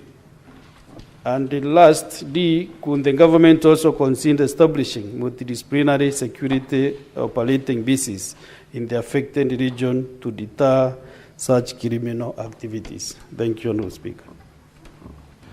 Honourable CS, you may proceed to respond. Now that your written response has been circulated to all honourable senators, you may wish to paraphrase in the interest of time. Thank you, Mr. Speaker. Mr. Speaker, in September 2024, multi-agency security operations was launched in the region after several strategic meetings. This has led to more coordinated and targeted operations across the affected sub-counties. Hence, a significant decline in cases of banditry and cattle rustling in Meru North grazing zone. While notable progress has been achieved, some operational and logistical challenges persist, hence impeding the timely realization of intended security outcome. Mr. Speaker, rugged terrains and inaccessible hideouts. The region harsh topography and rugged terrain under certain hideouts and reachable by vehicles, providing bandits to secure sanctuaries beyond the reach of security forces, particularly Mukogodo Forest. And the Honourable Senator understands when I say this in the Laikipia East, in the Samburu East and Laikipia North areas. Dense vegetation and forest areas. Mr. Speaker, poor communication network coverage, late return of herders, and there is more detail there, so I'm just paraphrasing like you have directed, Mr. Speaker. late return of herders from grazing field. Mr. Speaker, internal bandit coordination networks. Mr. Speaker, you will realize, and for the benefit of the Honourable Senator, that our investigations in some of the instances that people have been apprehended, it is actually the case that there is no raid that happens in Meru without a Meru coordinator of the bandits. And that is what we established. Even with the fight between Pokots and Marakwets, no Pokot would come to Marakwet without the support of Marakwets, coordinating the Pokot bandits from the other side. So in the same way, in the Meru side, the bandits don't just come. They are being coordinated by people who are on the Meru side. And that becomes part of the challenge, and some of them have been arrested, Mr. Speaker, and dealt with.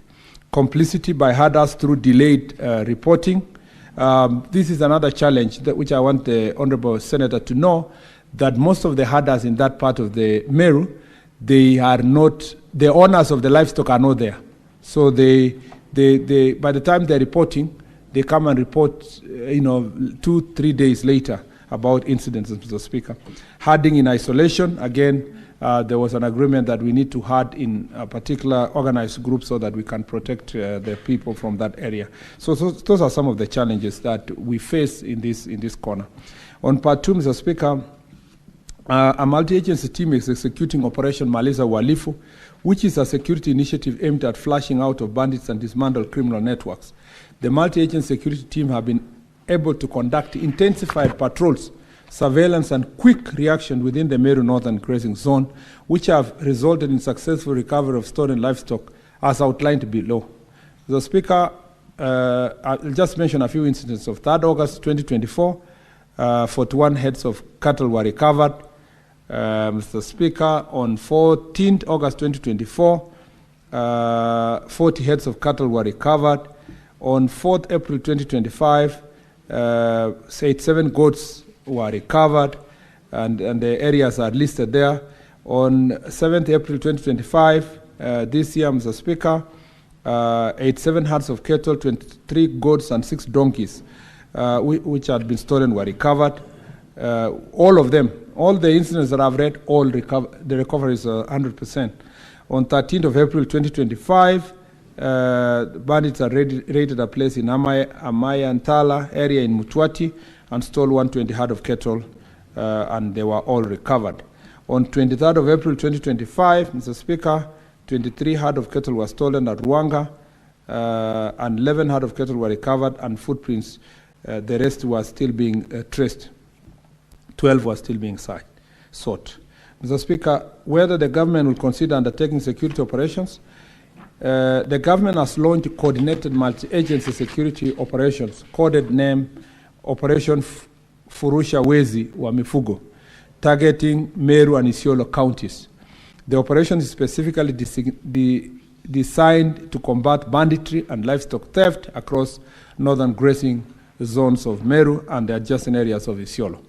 Mr. Speaker, the multi-agency security team is comprised of 6 operational sector officers drawn from Kenya National Police Service, Administration Police Service, General Service Unit, Anti-Stock Theft Unit, Rapid Deployment Unit, Special Operations Groups, National Police Reserve, Directorate of Criminal Investigation, Crime Research and Intelligence Bureau, among others. Mr. Speaker, whether the government could also consider establishing multidisciplinary security operation bases. Mr. Speaker, the government has established a fully operational security base hosting personnel, including the ones I listed above. As part of the ongoing strategic efforts, there are plans to realign existing security camps to key entry and exit routes of frequent use by bandits, such as across the Meru North grazing zones. The realignment is intended to enhance mobility, surveillance, and rapid response capability to criminal incidents. Additionally, there is a plan to recruit new NPR personnel from areas of Kiwanja, Epiding, and Mail Saba areas, which are identified as corridors of banditry activities, especially among areas where the Turkana community are living. It's an area that we would like to enhance the NPR. The deployment of 21 county rangers, sponsored by the county government of Meru, is also under consideration. These rangers will serve as fast response to livestock theft incidents, operating in coordination with multi-agency security team for rapid support. And these rangers, Mr. Speaker, are taking care of the conservancies. This proposal is currently under review by the County Security and Intelligence Committee for further deliberation and guidance. Further, there is a proposal to establish a multi-agency security operation base at Dumuru Police Station in Igembe North Sub-County. The station's strategic location along non-bandit transit routes linking Meru and Isiolo counties make it an ideal hub for coordinated operation and regional security mobilization. In addition, Mr. Speaker, let me just say that the problem is at the source, which is in Samburu County and parts of Laikipia and parts of Isiolo. But Samburu East is our biggest challenge. And in the statement I made earlier as a summary, I indicated that infrastructure development is extremely important in opening up these very critical hideouts, Mr. Speaker, where these criminals hide in Samburu East and Laikipia North in Mukokodo Forest.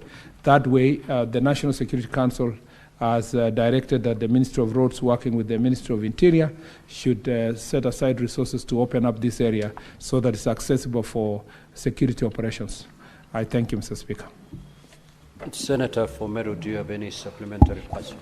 Thank you, Mr. Speaker. And I want to thank the CS, but let me say that some statistics that he has given me are not satisfactory, Mr. Speaker, because this case of Meru, men and women acting as collaborators with the bandits, Honorable CS, it is not documented, and as far as I'm concerned, and my knowledge is maybe true, we have not received any report, comprehensive report, that the Merus are collaborating with the bandits. And if there are any cases, maybe if you could provide this house with that data so that also it can help us as a community, because it has not been documented, it has not been laced by the security. And also, Mr. Speaker, another issue is, you have said that there is late reporting of this theft of cattle and livestock. Mr. Speaker, you know, these guys rent our homesteads, not even out the grazing areas. There is nothing to steal from the grazing areas. They took all the cattle from the grazing areas, and now they are coming up to actually the markets, stealing goods in sheds from the homesteads. So, Mr. Speaker, it is not a matter of reporting, and the reporting is actually instant to the security forces. But, Mr. Speaker, we have that problem. But now that you are here, Honorable CS, can you kindly help us in the Bore East and West? That is where now all the criminals have moved to my reservoir and in Garendale Forest. So there is this, what the county government is trying to do, but if you could add more security officers, the police officers in that belt, so that sometimes when these guys pass through the police posts, the police stations, because they are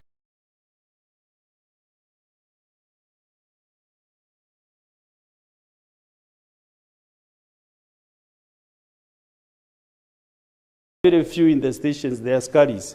They just keep quiet and watch bandits area to maybe to talk to that community, and also guide to maybe to talk to that community, and also guide them on what they need to do. Honorable CS, thank you. Senator Dulo.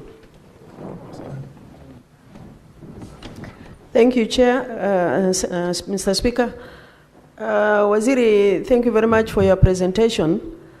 I remember as a security committee, we were to visit Isiolo, Meru, Samburu, and Marsabit. Those are the areas that are really affected with the cattle rustling. My request to you, I know recently there are so many people who are killed in that area. There are hot spots in that area. Is it possible for the government to put security, more specifically in the areas that we really feel attack normally happens, or criminals use as an area of raid. But it's important if we have a get together and see how we can iron out those issues, because it's really affecting those 4 counties. I thank you. Senator Mofai. Thank you, Honorable Speaker. Honorable Speaker, I happen to suffer from the same fate. Tharaka is one of the constituencies, especially the lower part of the Tharaka constituency. Honorable Speaker, we had made some requests from the Minister of Interior to have people recruited as KPR, maybe to reinforce the existing security apparatus. So could the Minister maybe guide this House or through these questions whether there is any arrangement, there are some intention maybe to recruit Kenya Police Service to enhance security and maybe reinforce the existing security systems in the place. Because the Raqqa, we have a similar situations where bandits strike, they use the Meru National Park as a corridor. You have asked your question. Allow the CS to respond. Senator Lelegwe. Thank you, Mr. Speaker. Mr. Speaker, time and again, the Cabinet Secretary for Interior or the Ministry of Interior have always reported to this House and in public that part of the reasons why they are not recovering livestock or why they are not keeping security in the security-prone areas is because of terrain. I remember as leadership of the affected region, we've met the minister several times, even during the last financial year, and with the promise that they will be able to set aside resources to try and make sure that this terrain, or they solve these challenges they're reporting as terrain challenges. My question is whether, and of course, again, Mr. Speaker, even in the public barasas they've had across the North Rift or across the affected regions, this issue has been raised by residents that part of the reasons why bandits or we are not having security in those regions is because of terrain. So I don't know, because again I've heard from the minister again today that they are working in collaboration with the Ministry of Roads. I'm not sure whether these resources are available, because it's during the last financial year that the Cabinet Secretary promised that they will set aside resources to try and solve the terrain challenges in the North Rift region. Thank you. Proceed to respond. Thank you, Mr. Speaker. First, let me say that I agree with the Meru Senator, the Honorable Deputy Speaker, that the question of challenges around Ngare Forest, among other areas, Buri now, where we have many challenges and the hotspots. Mr. Speaker, when we say that people are not reporting, we are not saying in all the incidences. I gave it as a raft of reasons, a number of reasons why sometimes these challenges persist, is because it is not in all the incidents, but we have clearly incidences that people report stolen livestock 2-3 days later. And even in public barasas, previously, even before I came to office, this issue was properly discussed, and the communities agreed that they needed to graze together, but also they need to make sure that they have somebody's taking care of the livestock. The thing is that, Mr. Speaker, before banditry, these livestock didn't need to be taken care of, because to have somebody taking care of them the entire day. You take them to grazing field and pick them in the evening. But now with banditry, the challenges persist. Mr. Speaker, on the question as to whether there is a collaborators from the Meru side, of course they are. Mr. Speaker, I'm from Marakwet side. And when I was sitting where the Deputy Speaker was sitting, when I was told by security people that there are Marakwets who are assisting Pokots to steal livestock of Marakwets, I would deny the way the Senator would deny. But with the information I have now, Mr. Speaker, I know that there were many Marakwets who were assisting the bandits from Pokot to steal livestock.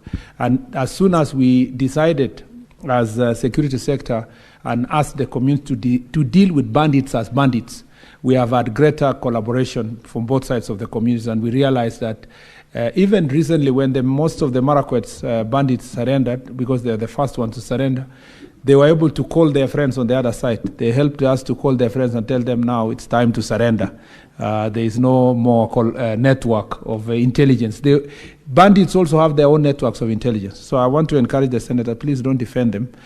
Some of them we have dealt with them already. Some we are continuing monitoring them. They get even paid, because once the livestock has been stolen, they send via M-Pesa money back to their collaborators from the community where they are assisting them. So, and this is not confined to Meru.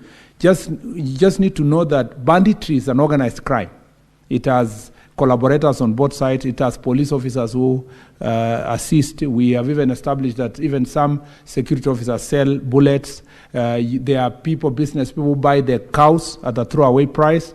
They are, so it's not something to be defended. It's something to be dealt with. And our plan, Mr. Speaker, is to do something akin to what has already happened in the border of Baringo, Elgeyo Marakwet, and West Pokot, a targeted security operation in this particular area. And you will establish, once that happens, you will realize that even the people who are saying livestock is being stolen from us, they will cry louder, because they will quickly realize that a number of criminals are in their midst, just the same way we did it in the other parts of North Rift. And that is ongoing. The Security Council has given directive that some resources be sought, which we are working with the Treasury to see some resources so that we can have a more targeted operation in that particular area. I am very confident, Mr. Speaker, if anything is to go by, if I have to go by what we did within the border of Marakwet, West Pokot, and Baringo, that with greater targeted security operations, we will have more guns. We have reached 600 guns in that very small area. In this Meru, Isiolo, and Samburu area, I have a lot of confidence. Again, when we did the resource requirement, like Senator Lelegwe has raised, which is required to open up these Samburu areas, it's massive, Mr. Speaker. It's really, really massive. And there has to be a Marshall Plan. Banditry will not be sorted by just merely talking about looking for the guns and arresting people. The development is a key issue, whether it is roads, water, electricity, and education.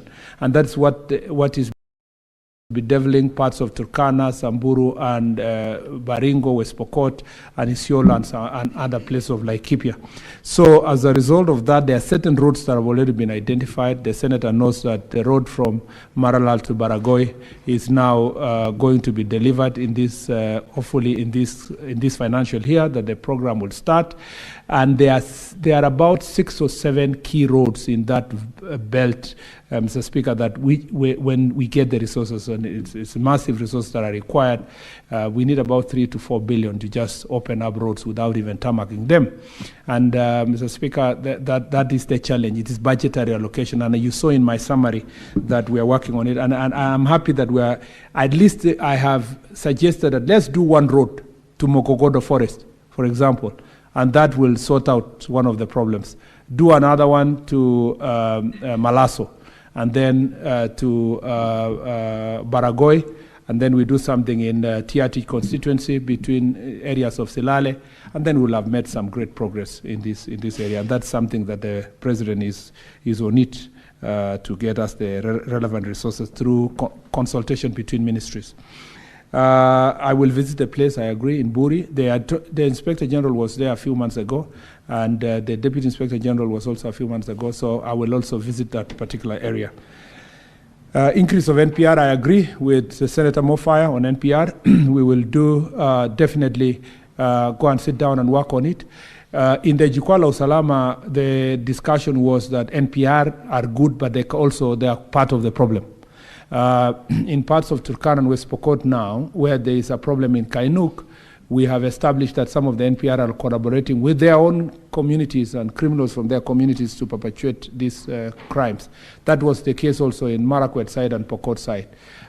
So the policy proposal was to reorganize NPR to make sure that the command structure is very clear, that the OCS is in charge of all the NPRs, so that their deployment and they have a sight of where they are and what they do. And that is really what has helped in some parts of the country, including in Marsabit and other places. So in your area, in this area of Meru, sometimes you give the NPR, but because they are not working closely with the police, then we lose a number of NPR the way we've lost in the last few months in that area. So that is being done with the Inspector General of Police and the National Police Service.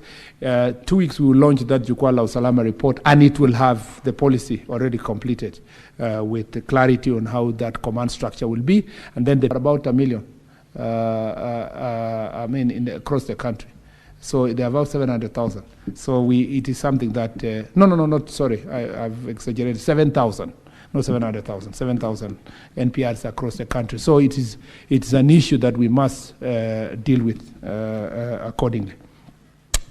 Lastly, Mr. Speaker, I think KPR, forest resources and so forth, I think I've responded to majorly most of the questions that have been raised. Sorry? We will now... Honorable, yes, it's okay. We will now move to question number 044. What clarification are you seeking? Yes, Mr. Speaker, it's not clear from the minister. This insecurity is promoted by politicians. We know of a politician in Baringo, a politician in West Pokot. In fact, his helicopter lifted cattle rustlers when they had been arraigned in court in Kitale. So it's not enough for him just to say pinch of salt because we are competing. What are you doing about them? And if you want, allow me to state the names of the MPs from West Pokot and Baringo. Our people are being killed by these politicians in the name of cattle rustling. What is your question, Honorable? The question is, what is he doing about politicians who are promoting this insecurity? One from Baringo, another one from West Pokot. Thank you, Mr. Speaker. Mr. Speaker, banditry is not confined to Pokot community or West Pokot and Baringo or members of parliament who are from Pokot. Mr. Speaker, it's a problem everywhere. Everywhere. There are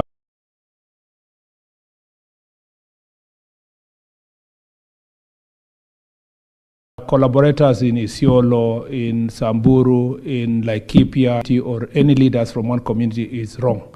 Number two, Mr. Speaker, and you will get to know this as soon as you engage in security issues, you realize that, Mr. Speaker, sometimes the MP has come to defend certain people, even pick them, even pay for them fines. But, Mr. Speaker, you may never find the MP directly, buying the bullets or inciting and so forth. So what does the security team do? They go for the people who have done it.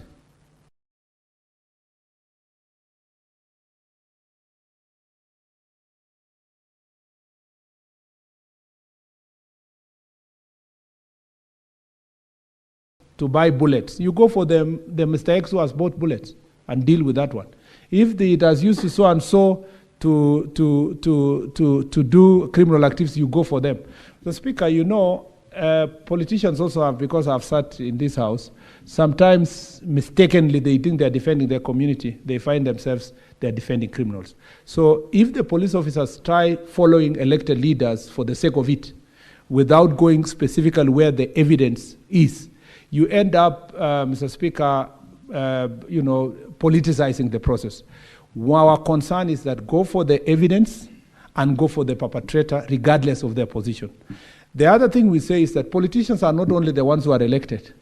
It also includes those who are aspiring to be elected. It also includes those who are just political opinion leaders in particular areas. And this has been dealt with across the communities. So while I agree with Senator Boni Kalwale that sometimes that there are cases where political leaders are involved in inciting communities or financing and supporting banditry, it is not true that it's confined to one community. And it's not true that we deal with it from a political perspective. We deal with it from evidence leading to the suspect. I thank you, Mr. Speaker. Senator for Nairobi City County.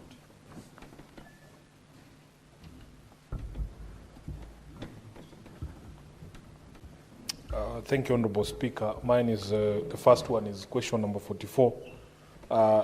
Unfortunately, Speaker, you will note that this question is from 4th of March 2025. And the reason why it's being brought to the floor 9 months later is that we have been unable to secure the attendance of the CS. No wonder he has 21 questions to respond to. But I'll proceed, Honorable CS, Honorable Speaker.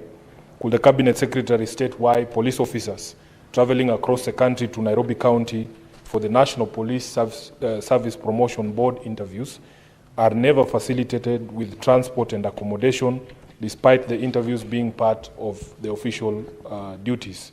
Secondly, could the Cabinet Secretary explain the reasons for the delay in the release of the results of the National Police Service Promotion Board interviews conducted in Nairobi between the 10th and 14th of February 2025? And lastly, was ethnic balance and the length of service considered during the promotion interviews held in February of 2025? And could the CS state all the measures taken to ensure fairness in the process? I thank you, Honorable Speaker. Honorable CS.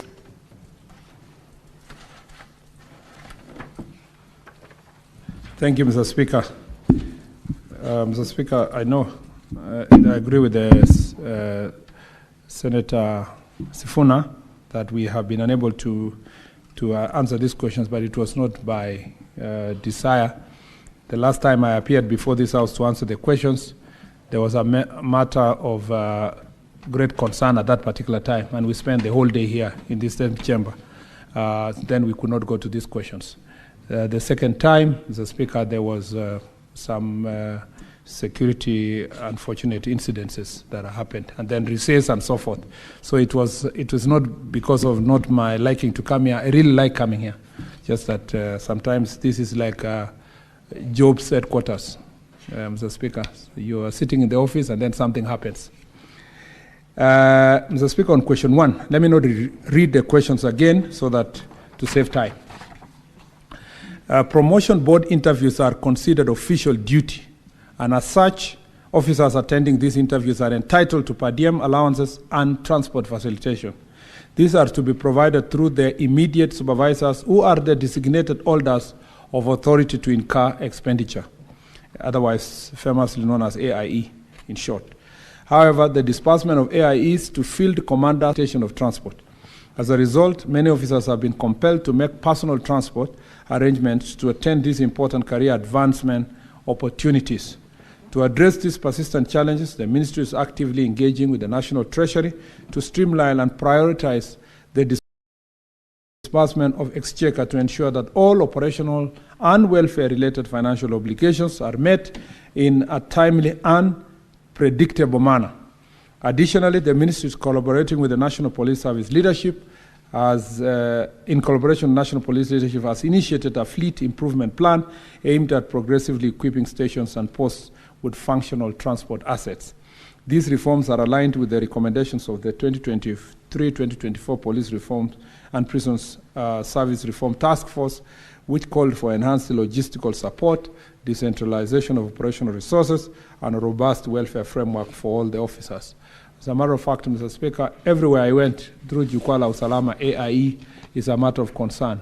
Resource disbursement to the various police stations so that they can have money to facilitate the officers when they come for this is a matter of great concern. However, in addition to what I have said, the officer will claim this transport in the fullness of time because they are entitled to. And as long as the resources are availed, they will be paid in due course. Reasons for the delay in release of results of the National Police Service Board interviews conducted in Nairobi between 10th and 14th November 2025. Mr. Speaker, the promotion process within the National Police Service begins with the identification and allocation of vacancies across various ranks of the National Police at the National Police Headquarters. Following this, the Inspector General instructs this respective service to convene promotion boards and submit list of successful candidates. The interviews process is structured into 5 progressive levels designed to ensure transparency, fairness, and distribution of opportunities down to the lowest police units. At the conclusion of each level, candidates are interviewed and ranked. Those who attain the highest scores are notified to proceed to the next level, while others are encouraged to reapply in future exercise. Only the final list of successful candidates who are not required to undergo further interviews is submitted to the Inspector General based on merit and performance. This multi-tiered process may result in perceived delays, but it's necessary to uphold meritocracy and fairness in full compliance with Chapter 34 of the National Police Service Standing Orders. Honorable Speaker, the Ministry wishes to assure the House that the promotion interviews held on February 2025 were concluded on strict compliance with the policies and guidelines outlined in the Chapter 34 of the National Police Service Standing Orders. The process incorporated key selection criteria, including ethics, ethnic and regional balance, affirmative action, individual performance, and appraisal records, length of service, successful completion of police law examination and promotion courses, and the maintenance of a clean and satisfactory disciplinary record. These measures were implemented to ensure inclusivity, meritocracy, and fairness in the allocation of the available promotion slots. Honorable Speaker, the welfare, morale, and career progression of officers remain a priority in the Ministry of Interior and National Administration. We shall continue to take necessary steps to ensure the promotion process are not only fair and inclusive, but also timely and well supported. I submit, Honorable Speaker. Senator Sifuna, do you have any supplementary question?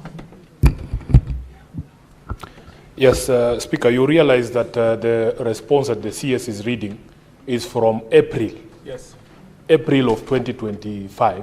We are now in November. My expectation would be that you would give us an updated status, the current status. For instance, Honorable Speaker, you tell us, CS, have the reimbursements now been paid to the officers who attended interviews in February using their own resources, number one? Has the report on those interviews now been released? I mean, Speaker, this is how many months down the line? From April to now is almost 7 months. That is the expectation we have today. He cannot just read what he sent us in April. So let him tell us, are the results of the interviews out? Have the officers been reimbursed for the expenses they incurred in this? Are there any pending payments? And lastly, Honorable Speaker, on ethnic composition, it would be very nice if the CS gave this House a breakdown of the ethnic makeup of the upper echelons of the police force. I thank you. CS, maybe you can give that clarification. Yes, Mr. Speaker. For the promotion, it was done, and the officers are already in the, for the lower ranks of police officers like corporals and sergeants, they completed the training. So they have already been promoted. You see, all of them go to promotional courses. At the higher ranks, they are still in various training centers. They are going through their training. It is important for the Senator, which I think we did not provide in the statement, to know that it was not everywhere that AIEs were not facilitated. It was based on the budget of every different police station. So it was not general to every place. And I would require to engage the National Police Service again to confirm if after they have left their training course, as they go to their promotion stations, as they get also higher salary, whether it is accompanied by their transport allowance. On the question of composition of police officers senior ranks, that should be a straightforward question. It's also available in public domain, but I should be able to share maybe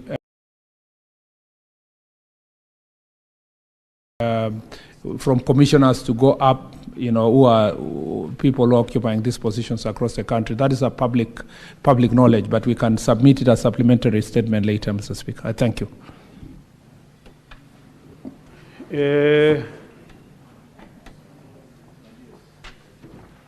Because of time, Honorable Senators, I think if we go by this list on my board here, it will take a lot of time.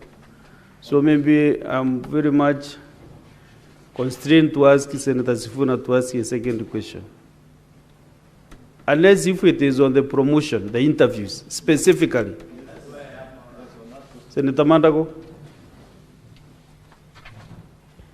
Thank you very much, Honorable Speaker. My supplementary question to the CS is it true that the officers who have been promoted 2 ranks within 6 months on merit, is it also true that there are ranks beyond which an officer should not be promoted on merit, and they have been promoted on merit. Second one. I missed the second. Sorry, repeat. My question is, Honorable Speaker, to the CS is it true that there are officers within the ranks who have been promoted on merit twice within 6 months, and also whether senior officers have been promoted on merit on ranks ordinarily you cannot be promoted on merit? Thank you. Just a minute, CS, let's get two more. Senator Gataya Mufaya.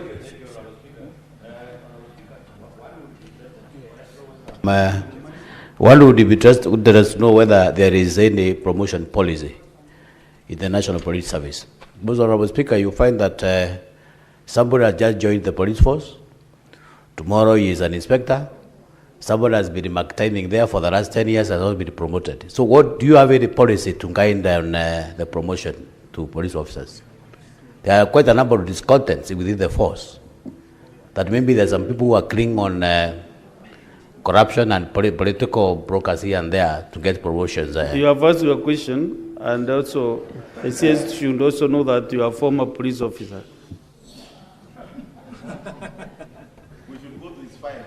Yeah, maybe did not get the promotion then. So answer those two questions, then we make progress, kindly.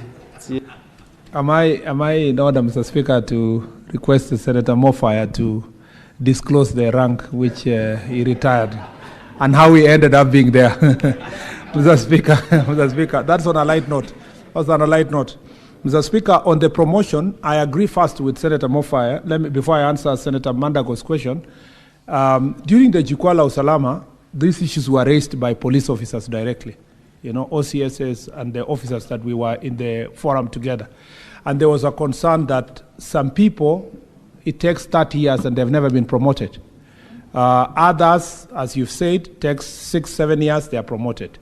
And so the police service requires a promotion policy. And the conclusion of the Jukwaa la Usalama report is that they need to be clarity on promotion policy, that people know if they attain certain number of years and they do not have in their file any criminal record or whatever bad record, and they are diligent in their work, then there should be motivation by ensuring that there's clarity on exactly how do you get promoted. The other issue that Senator Mandago has raised came up also during the discussion, that is, can you allow people at certain ranks to be promoted without going to do the training?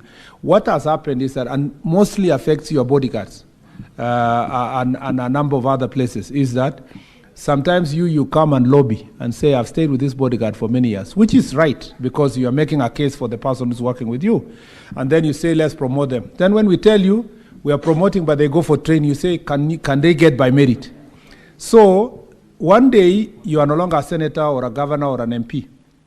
Then they have a rank of at a level of inspector or chief inspector.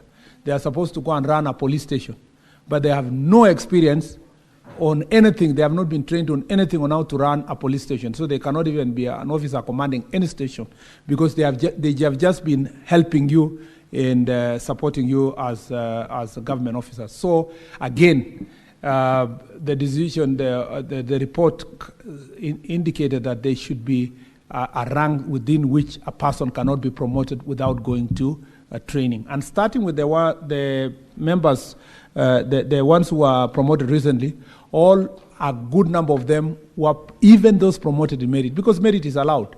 Even those promoted in merit were told, yes, you are promoted merit, but you must go for training, because now you are progressing to a certain rank. But in terms of what Senator Mofaya raised, a policy must be in place, either be infused in the standing orders or a standalone policy on promotions and transfers, like I mentioned in my opening statement. I am not aware of specific cases, as Senator Mandago raised, where someone has been promoted in 6 months beyond 2 ranks. I am not very much aware about that. Thank you, Mr. Speaker. Let's go to the next question, Senator Sifuna.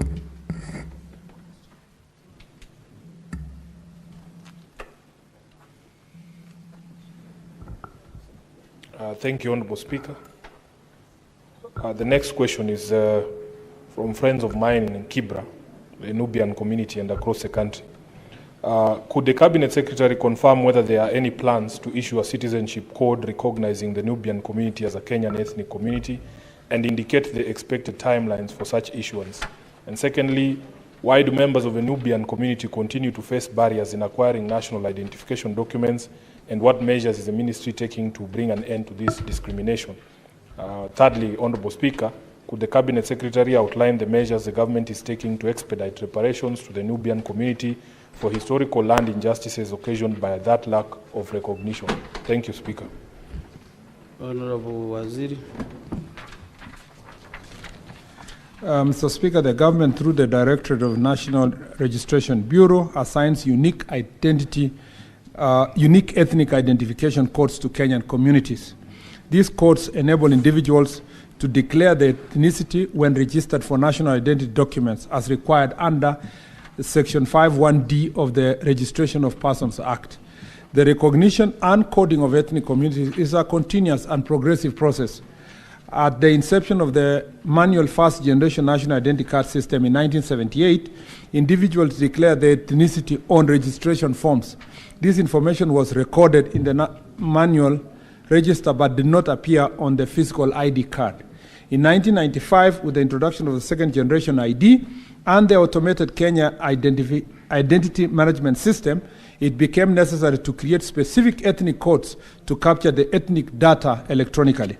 Each ethnic community was assigned a unique code, while a generic code, other Kenyans, was provided for individuals whose communities were not yet listed among ethnic groups in the system. The Nubian community was initially registered the lack of communal code. Over time, the ministry has progressively reviewed and updated ethnic codes for additional communities, including sub-tribes that have asserted distinct ethnic identities separate from larger linguistic or cultural groups. As part of this ongoing progress, the Nubian community was officially assigned a distinct ethnic code, code number 50 in 2022, thereby recognized them as a Kenyan ethnic community within the National Registration Framework. On part 2, Mr. Speaker, I am not aware of that member of Nubian community. I am not aware that members of Nubian community continue to face barriers in acquiring national identification documents.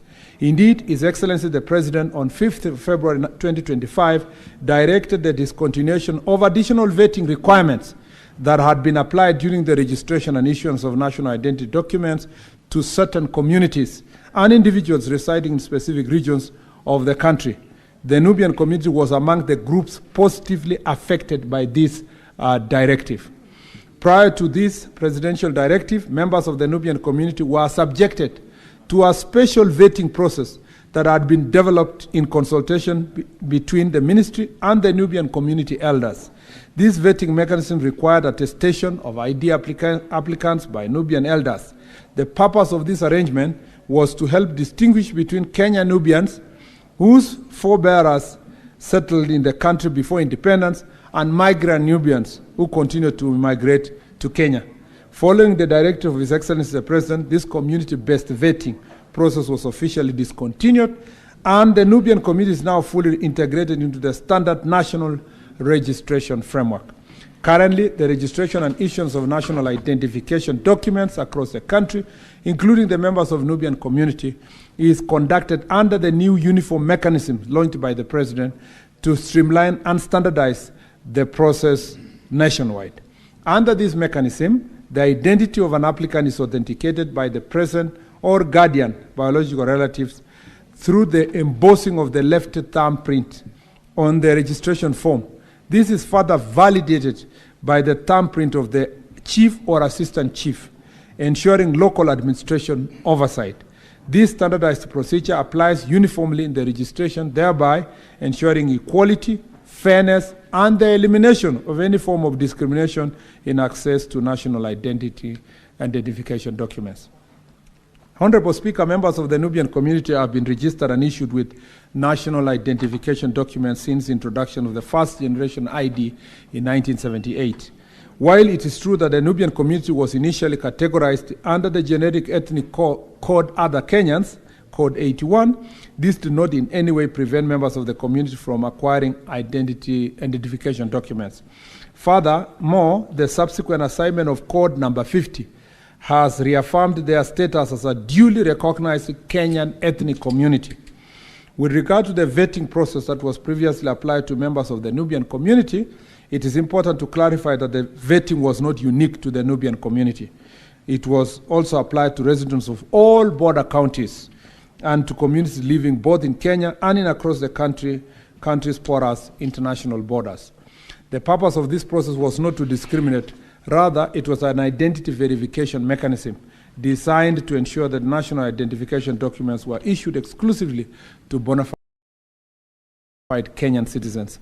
It is with the sovereign responsibility of any state to institute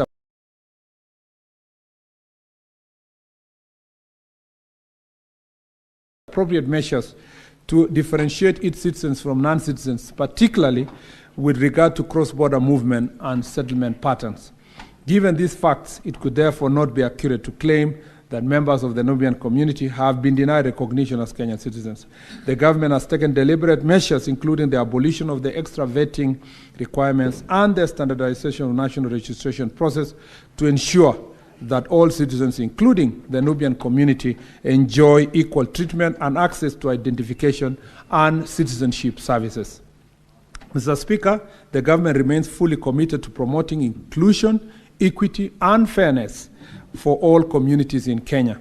Through ongoing reforms in national registration and identity management process, the ministry continues to work collaboratively with relevant agencies to address and prevent any form of perceived historical marginalization. I thank you. In Nairobi.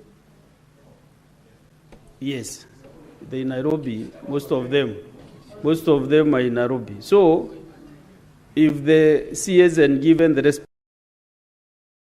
response, I want the senator to address the question, at least to be affirming to us that whether he is satisfied or she is satisfied, whether he has a supplementary question, so that we avoid the repeat, the way the CS is reading the whole response from A to Z. So, Senator Sifuna, let me hear from you whether you are satisfied with the response or you have a supplementary question. Speaker, I read this response and I was not satisfied, but I started first by correcting you that the Nubian community is spread all across the country. And in fact, part of the question was the discrimination in identity cards issuance. We were told that vetting had been removed, but in Kisii County, the reports are that they are still going through that vetting. Now, Speaker, the communication that I received from the CS is unsatisfactory for the following reasons. First of all, Honorable Speaker, it is not clear whether there is a formal recognition through something like a gazette notice or a communication. You see the response that he has given has no annexures at all. In 2016, when we were recognizing the Makonde community, Honorable Speaker, there was a full ceremony. So what the Nubian community is saying, if you have issued a code, you have done it silently, do we have any document? Is it going to be gazetted? Is there going to be a formal ceremony? Does the issuance of a code now recognize them as the 50th community in Kenya? Those are the reasons why we are saying, Honorable Speaker, this is not a satisfactory response. Let him add those specific details. And lastly, on the question of land, there was a court ruling in 2015 that required the restitution of the remaining 3,000 acres of land or appropriate reparations to the community to be done. The CS has not addressed himself to that question of land restitution. So let him provide those two clarifications. Will we see a gazette notice? Will there be a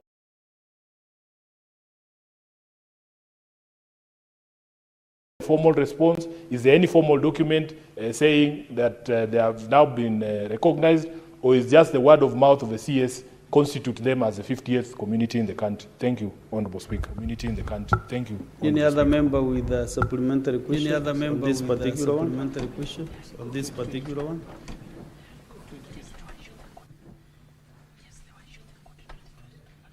Senator Manzo. Cabinet Secretary indicate, the order followed to recognize communities, Mr. Speaker, because it's been happening once in a while after a community has come out strongly fighting. Could he explain whether they have a program so that we could know, other than the Nubian community, which other community is likely to be gazetted as a community? Because we have still unrecognized communities in Kenya. And how many are there in total? Those ones which have been recognized and those are yet to be recognized. Because it's been happening slowly by slowly, Mr. Speaker, from the Shona community, different communities. Once in a while they get recognized, the ones settled in Kenya, Mr. Speaker. Do you know one that has not been recognized? We start from there. Which one? Mr. Speaker, what happens is that we have quite a number from Makonde. Yes, I want to be informed, Mr. Speaker. Senator Mohamed Faki. Ni kweli masuala ya makabila kutambuliwa ni jambo ambalo liko hadhir, na kule kwetu pwani kuna kabila ya Wangazija ambao Wangazija originally they are from the Comoros, but they have settled here for many years, and I brought a statement in the course of this year. I don't know whether Senator Chute had worked on that, but Wangazija, Mheshimiwa Speaker, ni baadhi ya makabila ambayo hayajatambuliwa katika Senator Faki, you cannot be changing languages the way you want, you know. You just stick to one language. Samahani Mheshimiwa Swahili, please stick. Samahani Mheshimiwa Speaker, ni kwamba Wangazija, kabila la Wangazija ni katika makabila ya Waswahili, ni moja ya yale ambayo hayajatambuliwa katika jamhuri yetu ya Kenya. Na majuzi nileta taarifa hapa katika bunge letu, na nafikiri kamati ya uwiano na Umoja wa Taifa inashughulikia swala hilo. Asante. Senator Mboni. Yeah, Mr. Speaker, with your kind permission, I was the one on the floor. Mr. Speaker, that's a tribe I was forgetting, but I'm aware. How many more? Senator Boni. Mr. Speaker, we must collectively congratulate the government for the decision to make it easier for the Somali community and other border communities to move away from being discriminated. But Mr. Speaker, this is the time. The minister must now tell the country, what security layer have you put there to ensure that potential terrorists who have used these borders before and visited a lot of violence to Kenya do not abuse this directive? Answer those three questions, clarifications or supplementary questions, then we make progress. I think, Mr. Speaker, and I want Senator Sifuna to listen to this because I'm responding to this question. The CS is I think Senator Sifuna is confusing recognition in terms of as a standalone community with citizenship. The reason why ceremonies were done for the Shonas, the Pemba, the Makondes is because they were gaining citizenship. The Nubians were not gaining citizenship. They were being recognized as a standalone tribe in Kenya. And that has happened so many communities, and it's ongoing. Like even now, I have an application in my office from the Mara community, from Tharaka Nithi. They want to be recognized as standalone from the Nithis, that they want to be recognized independently, and so forth. And it goes through a process of vetting, consultation, public participation, and so forth.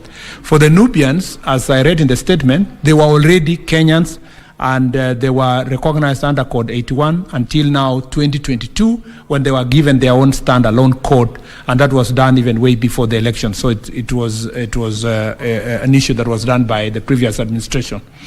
On the question of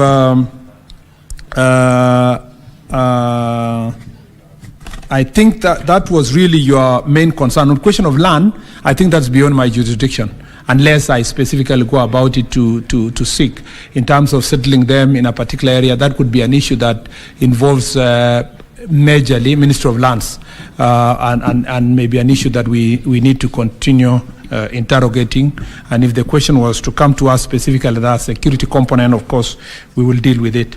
I think that applies then to all the supplementary questions, including from Makueni Senator and from the Mombasa Senator, all Senator Manza and Senator Faki, all those questions are actually related to citizenship.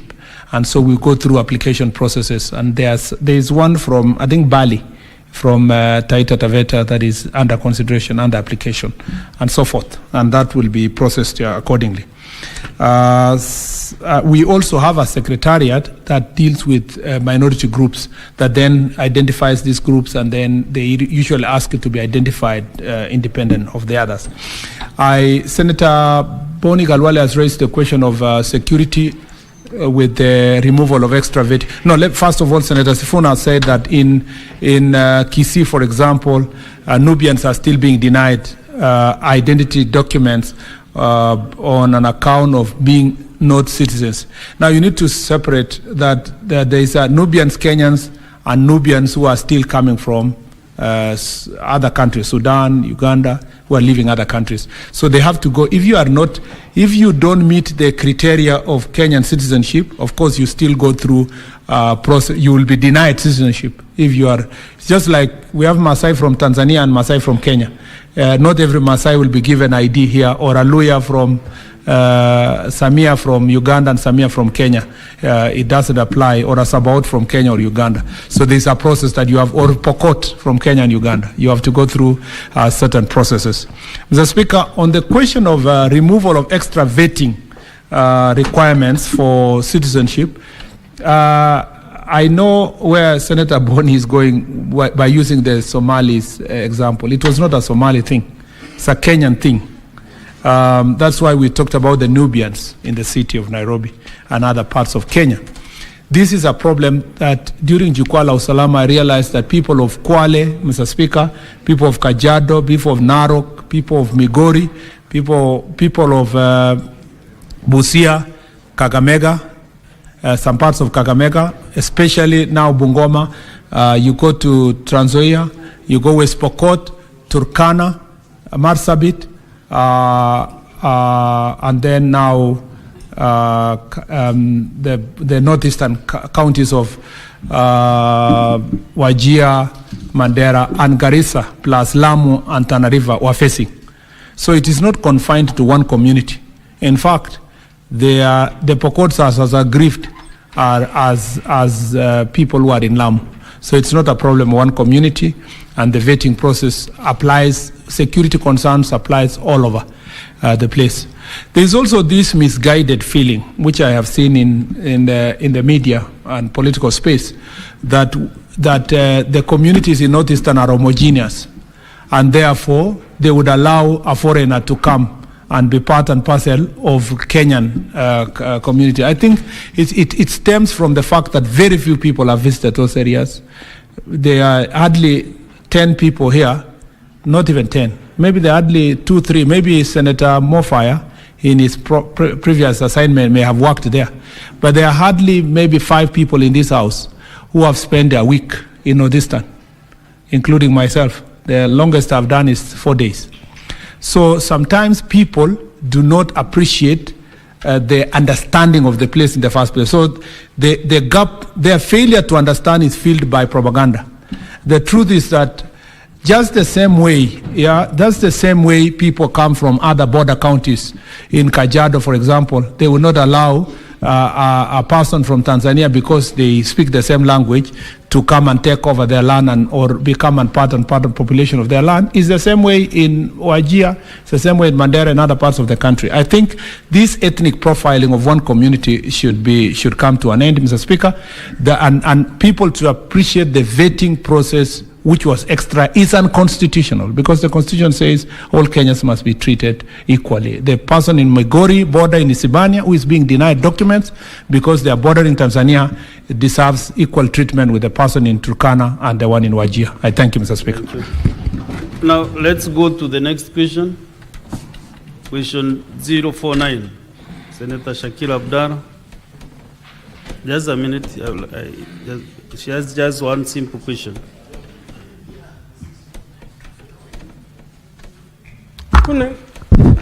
Thank you, Mr. Speaker.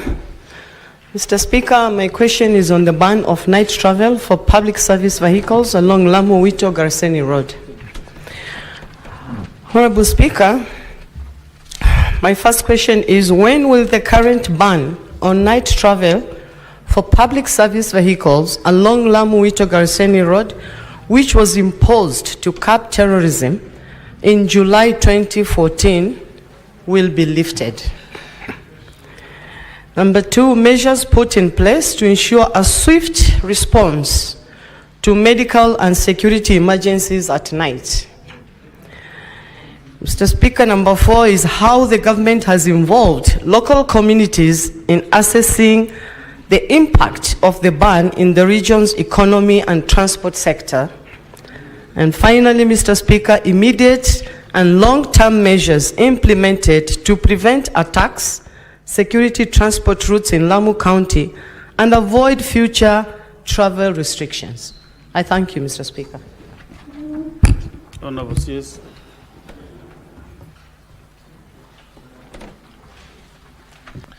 The Speaker, on part one, the Speaker, the travel ban first imposed in July 2014 was prompted by a series of frequent terror attacks along the road targeting travelers, including passengers and vehicles transporting goods.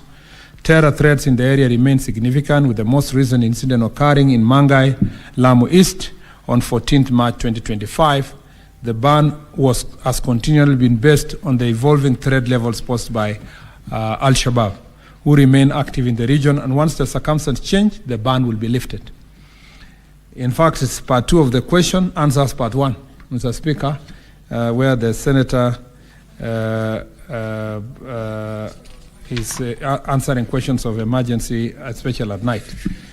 One is that security agencies have strategically positioned armored vehicles along key points on the route, ensuring rapid response to any security emergencies. In collaboration with the Lamu County government, medical response teams have also been stationed in every sub-county hospital with standby ambulance ready for immediate response.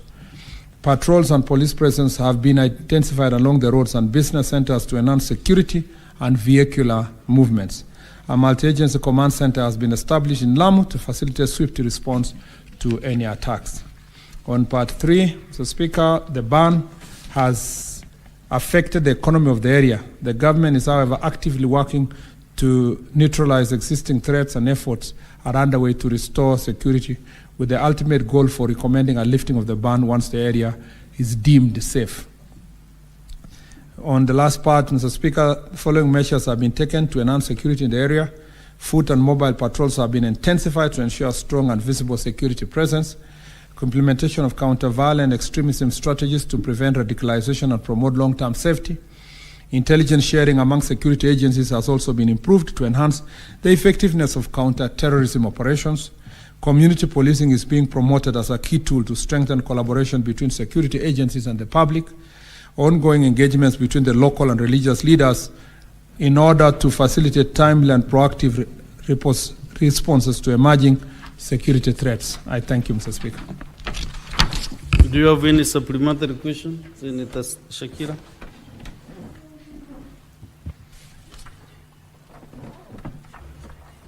Thank you, Mr. Speaker.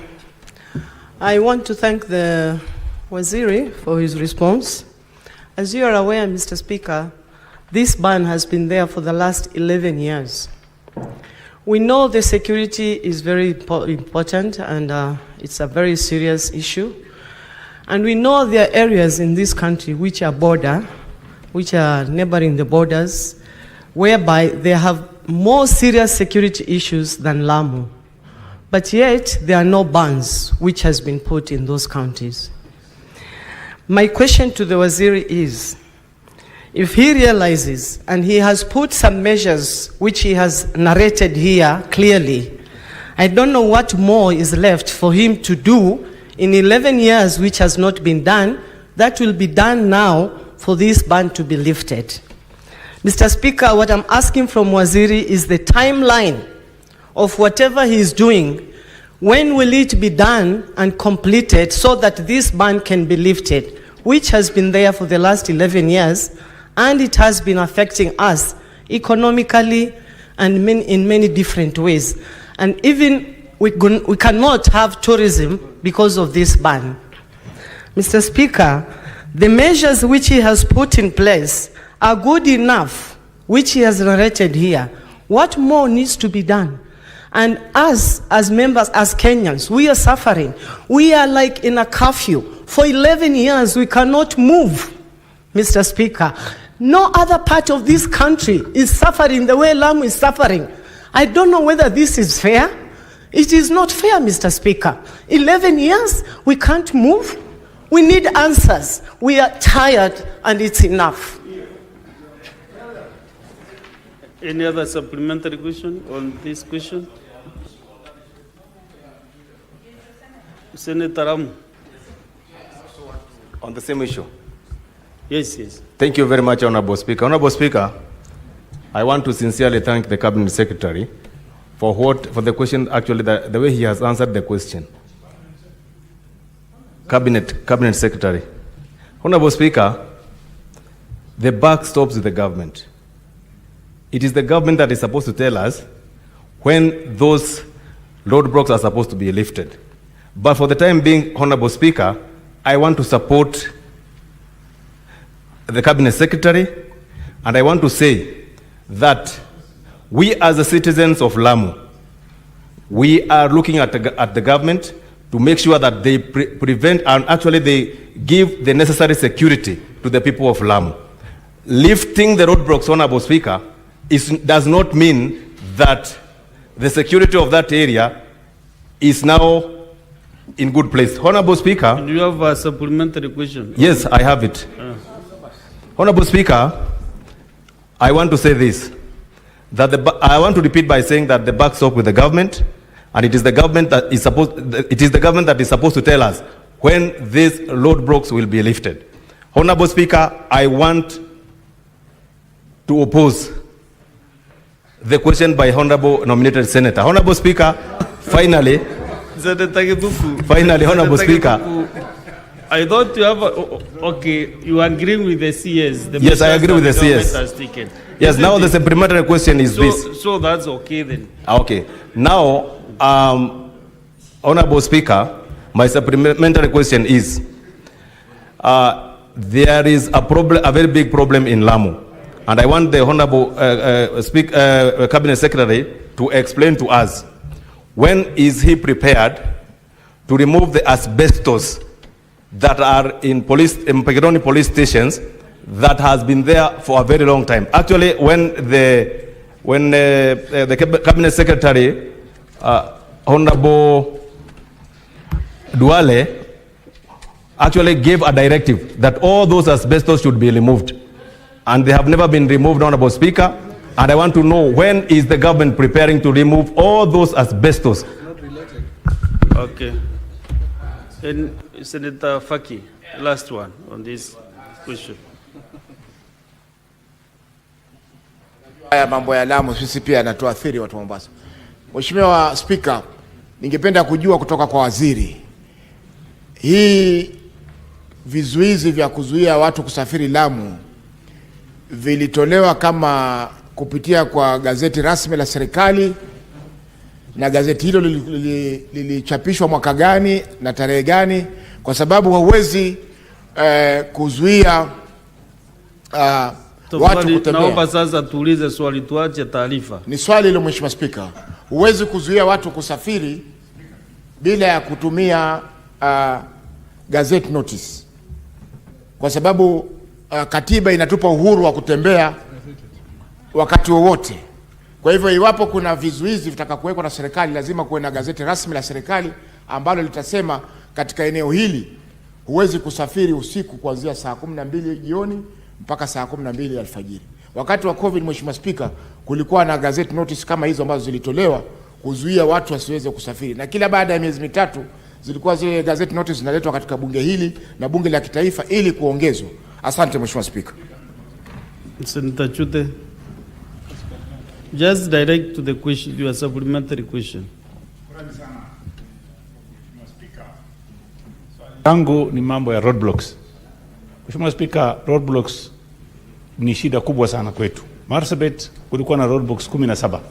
Saa hii nataka kuuliza waziri kama anajua kuna roadblocks imeanza kuingia usiku mahali inaitwa Turbi na Bubisa. Kama hiyo roadblock ni inaingia iko gazetted ama inaingia kwa njia ya kinyuma atueleze na iondolewe. Asante sana. Hiyo iko kwa barabara ya kwenda Ramu. Barabara ya kwenda Turbi, barabara ya kwenda Moyale iko Turbi na Bubisa. Watu walipo Mheshimiwa Speaker, watu walipo swali hili inahusikana na swali ambalo liko katika Mheshimiwa Speaker, watu ya Marsabit wana watch. Huyo madam alipouliza wakasema uliza ya Turbi na Bubisa pia. Honorable Speaker. Asante. Wamekusikia wale. Asante. CS, respond to those supplementary questions. We make progress. So far, so good. Professor Jenda, keep yourself set with your questions. So, Speaker, on the ban, I agree with the Honourable Senator that it has affected the economy of the people of Lamu, and these are not contestable facts. It is the truth. But, Mr. Speaker, weighing it against the loss of life, balancing the economic issues and the loss of life, the government will side with the side that is protecting lives. Mr. Speaker, it is good to also realize that we are not banning movement to Lamu completely. It's just at night to ensure that we protect and prevent any possible terror attacks. Because, Mr. Speaker, losing one life is one too many. So I ask my sister to bear with us as we continue assessing. Unfortunately, we can't give timelines because the timelines are dictated by external factors that we must deal with first. And that threat is continuous. The threat is still significant. And so it's important for us and for you in support of the economy of Lamu. In fact, if you were to be very deliberate in terms of your calculation, the cost of one attack of a terror outweighs 365 nights where you ban transport at night. So it is important to prevent, even for economic reasons, it's important to prevent any possibility of any attack along the road. And Mr. Speaker, we will continue assessing these issues to ensure that by the time we tell citizens to travel, we are very sure about their safety. This was already a Gazette notice that is in place. It's just that we have been extending every 3 months via Gazette notice to a continuation of the same. On the roadblocks raised by Senator Chute, I think I am sure those are operational issues. I'm sure the National Police Service from time to time review the need to have roadblocks. It's important for Senator Chute to know that for the country, because I know Senator Chute knows that we are having also a problem in the border between Marsabit and our neighbors, especially dealing with OLF and OLM. And that problem has spilled over to Interland because there is drug trafficking, there is trafficking in human trafficking, there is issues related to banditry, and there is smuggling of ammunition and guns. So if you see roadblocks around Marsabit and Isiolo, it's because of the operation that is going on between our border and our neighbors. Lastly, I think the question on asbestos is a matter of great concern. Maybe it's not related to the Gazette notice of night ban, but Mr. Speaker, it is important that this is the directive given by Ministry of Environment applies to all institutions of government, and I've seen asbestos all over the place in police stations, hospitals, schools, and I think this is a subject we can come and discuss comprehensively, Mr. Speaker, another time. I thank you. Senator Agenda, Professor.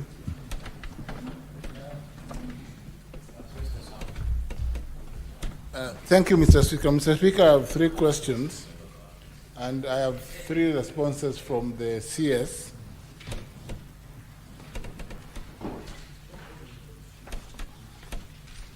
Mr. Speaker, my first question, question number 80, just to paraphrase the questions.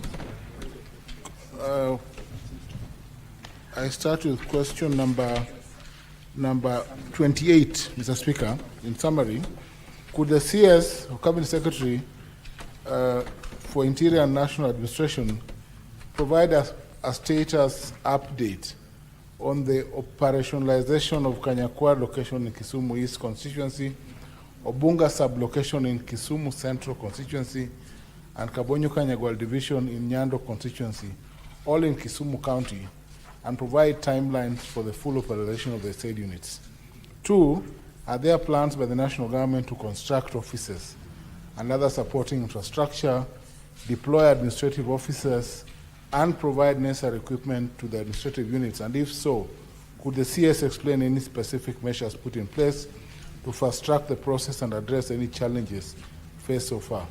3, has the ministry engaged members of the local communities on their needs and concerns regarding the operationalization process, particularly relating to the location of divisional headquarters at Kabonyo, Kanyagwal? And lastly, Mr. Speaker, could the CS also state all government services that will be made available to residents of the said units upon full operationalization? Mr. Speaker, I have received responses from the CS on this question, which responses are satisfactory on the operationalization. So I don't think that CS need to respond on this one. It is satisfactory. Let's go to the next one. Yes. Mr. Speaker, 029. the next one is question 29, again addressed to the CS Interior and National Administration. Could the Cabinet Secretary provide a detailed account of civilian deaths, injuries, property destruction, and vandalism looting during the Gen Z-led demonstrations June, July, August 2024? Could the CS explain the reasons behind the protests, detailing arrests and any charges filed? What security measures were in place to protect Parliament buildings during the security breaches of 25th June 2024? And was there sufficient intelligence to anticipate the magnitude of the demonstrations? Lastly, what protocols and measures have been implemented to ensure that law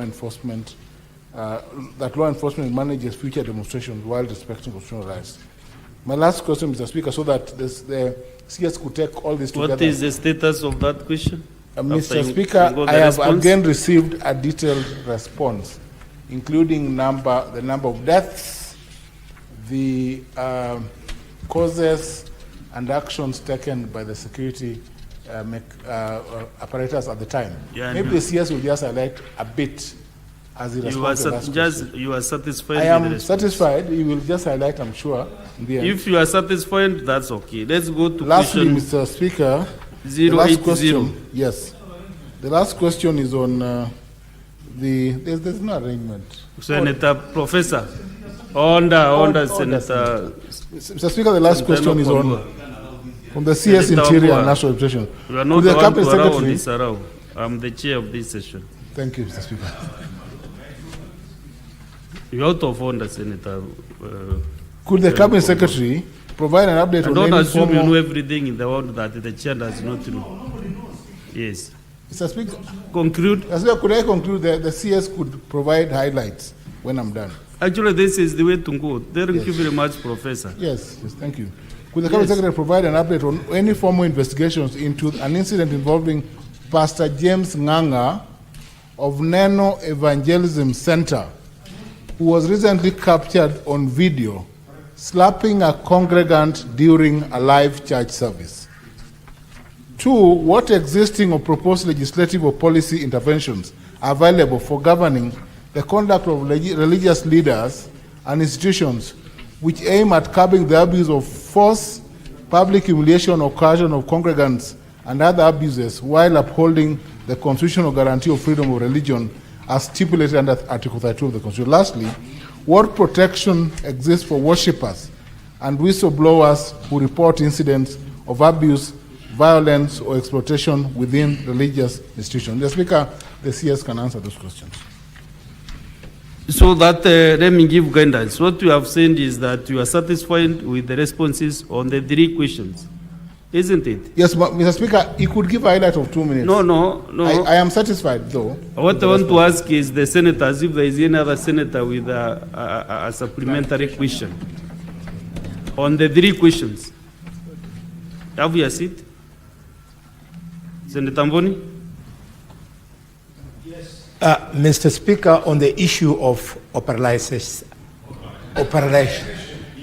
Wait, here. You can even pronounce it in Kiruya. Yani Hulomba. Yes, Mr. Speaker, operationalization of the locations and sublocation. Minister, could you tell us, there are many new sublocations and locations across the country, and young people have undergone interviews for employment. They have been waiting, some of them even for periods of up to 2 years. When are these people going to be allowed to start working as chiefs and assistant chiefs? Any other member? Senator Enoch Wambua? Thank you, Mr. Speaker. Mr. Speaker, Speaker, mine is also on that word, operationalization. It's going to open something. So, Mr. Speaker, the CS, if you will, we have a number of new sub-counties created in Kitui County, including Tharaka Gishu. And he knows I fought with him here to create that sub-county. It was created, it has been given a code, a DCC has been posted under the officers, but in terms of equipping the sub-county and the operations of the officers on the ground, including offices, vehicles for transportation, that has not happened. The Speaker, would the CS be kind enough to tell us when the vehicles and other equipment required for the smooth operations of especially the DCC for the Tharaka Gishu would be done? I thank you. Honorable CS, answer those two. On to those two supplementary questions.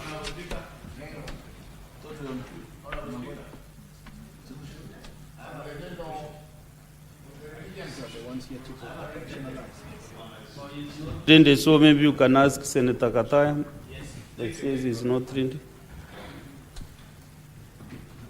Honorable Speaker, there is this sublocation called Kamagona. Kamagona is in Marawa location. I'm very sure Honorable Waziri is private to that information because it's somebody who has been to that place. It's called Kadangacheni, just neighboring Kadangacheni. Now it's Kadangaju. That sublocation, Honorable Speaker, has gone without a substantive assistant chief for close to 5 years since the retirement of one John Nyaga Kingo. We have under 2 interviews conducted. We have not received results for those interviews. And we have an acting sub-chief who is from Kamwadho, which is quite a distance from Kamagona. So these people have been crying for services. They have not been able to get a sub-chief close to 5 years since the retirement of John Nyaga Kingo. So could the ministry, now that the minister is here, tell people of Kamagona sublocation through the senator? Senator Mofaya. Yeah, I'm asking the question. Just ask the question. I'm asking the question. I'm trying to build up the case. Not to build anything. So is it possible now for the CS to tell us when we are getting a sub-chief for Kamagona sublocation so that we can get I think in general it's about operationalization of all the... no, this is a substantive chief. Divisions... Honorable Speaker, a sub-chief retired, we have not unveiled replacement. Honorable Mofaya, when the chair is trying to advise you, you sit down and quietly. So I was asking the CS to answer those questions because I can see we are really constrained with time. Because all members are asking about operationalization of a sub-location, allocation, and division. Thank you, Mr. Speaker. Mr. Speaker, thank you very much. I think, first let me say that I truly appreciate the mode you have adopted, Mr. Speaker, through the understanding of the of the Senator of Kisumu, Senior Counsel Ojenda Tom, that, you know, when we send these questions, it's better when we just come back, we do the clarifications where there is satisfaction, so that we don't keep reading and reading all of them, Mr. Speaker. And so, Mr. Speaker, on this, I think he had an issue with the Pastor Nganga. Or is it? Yeah, I think the only question I've been asked to respond to before I go to operationalization is the question relating to the slapping of somebody by someone.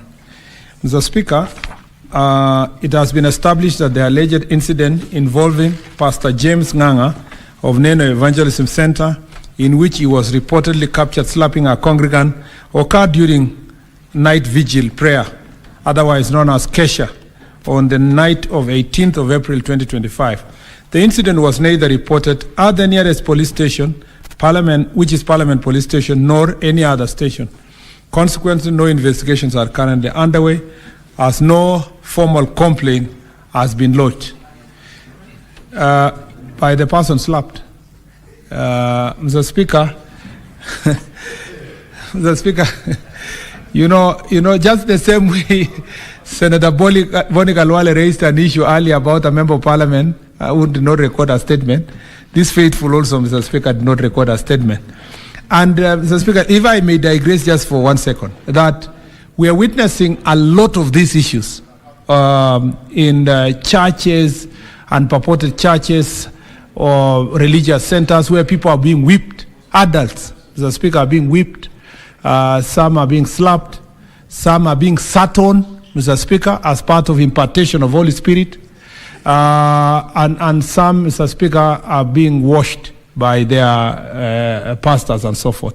Mr. Speaker, this is, I will be responding to the other issue down here, but this is something really that has affected, that is of great concern to the public. But particularly when someone goes to a church and then they are slapped, and Kenyans are wondering whether this is the right thing to do.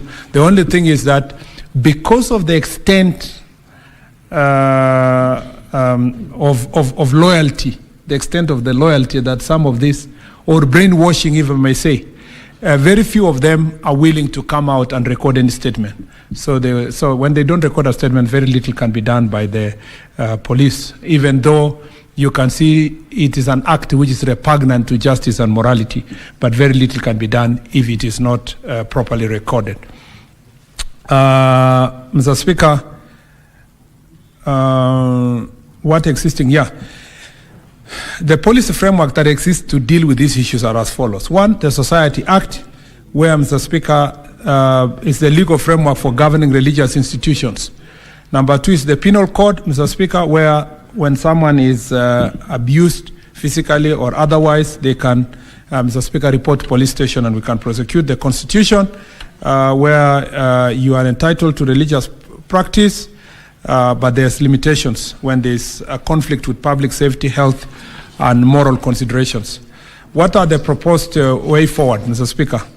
The churches are being encouraged to do self-regulation through their associations and councils, such as National Council for Churches of Kenya, Evangelical Association, among others. Two, legislation addressing abuse in religious institutions. There is an ongoing advocacy for a legislation to criminalize abusive behavior in religious institutions. But Mr. Speaker, even with the existing law, you can still do so. Only you need the cooperation of the victims of this kind of abuse. Unless they are children, where we will take action, Mr. Speaker, whether or not the children are coming forward, Mr. Speaker, for adults, you only expect that they record a statement. Do No Harm Act. There is a current discussion on legislative forums to seek to prevent the misuse of Religious Freedom Restoration Act that aims to ensure that claims of religious freedom are not used to justify harmful or abusive practices. Those are legislative proposals.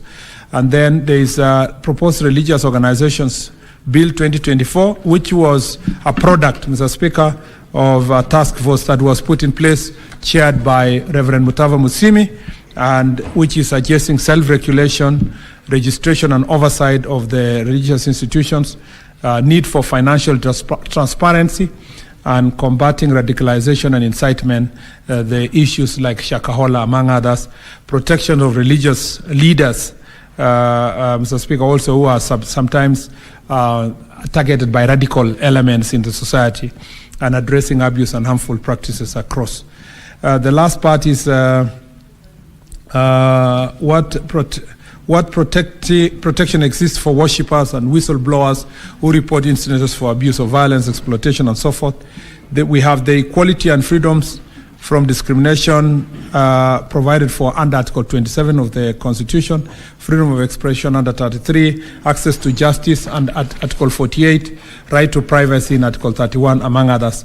The Whistleblower Protection Act provides legal protection for individuals who report unlawful or unethical behavior, including with religious institutions. It prohibits retaliation against whistleblowers and ensures that those who report abuse or misconduct are safeguarded from victimization. In conclusion, the government is actively collaborating with religious organizations and civil society groups to develop safe and confidential reporting mechanisms for abuse, train religious leaders to identify and appropriately respond to incidents of abuse, and promote advocacy initiatives aimed at creating supportive environment where victims and witnesses can come forward without fear of reprisal. I will leave that matter there, Mr. Speaker, and until we have a formal complaint, we will treat it as it is. Mr. Speaker, on the issue of operationalization of administrative, Madam Speaker, on the operationalization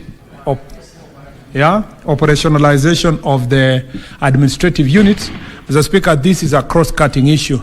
At the moment, we have gazetted 18 sub-counties, 291 divisions, 1,439 locations, and 2,693 sub-locations which are yet to be operationalized.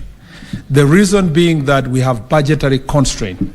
Most of these institutions are gazetted because of the request, public participation, and then when you reach here, you submit the budget to Parliament. Sometimes we fall short of the budgetary requirement, to the extent that now we need like 2.5 billion shillings to operationalize these institutions. So recently we got a small budget, and we are trying to prioritize the few areas we will operationalize, starting with security places and so forth.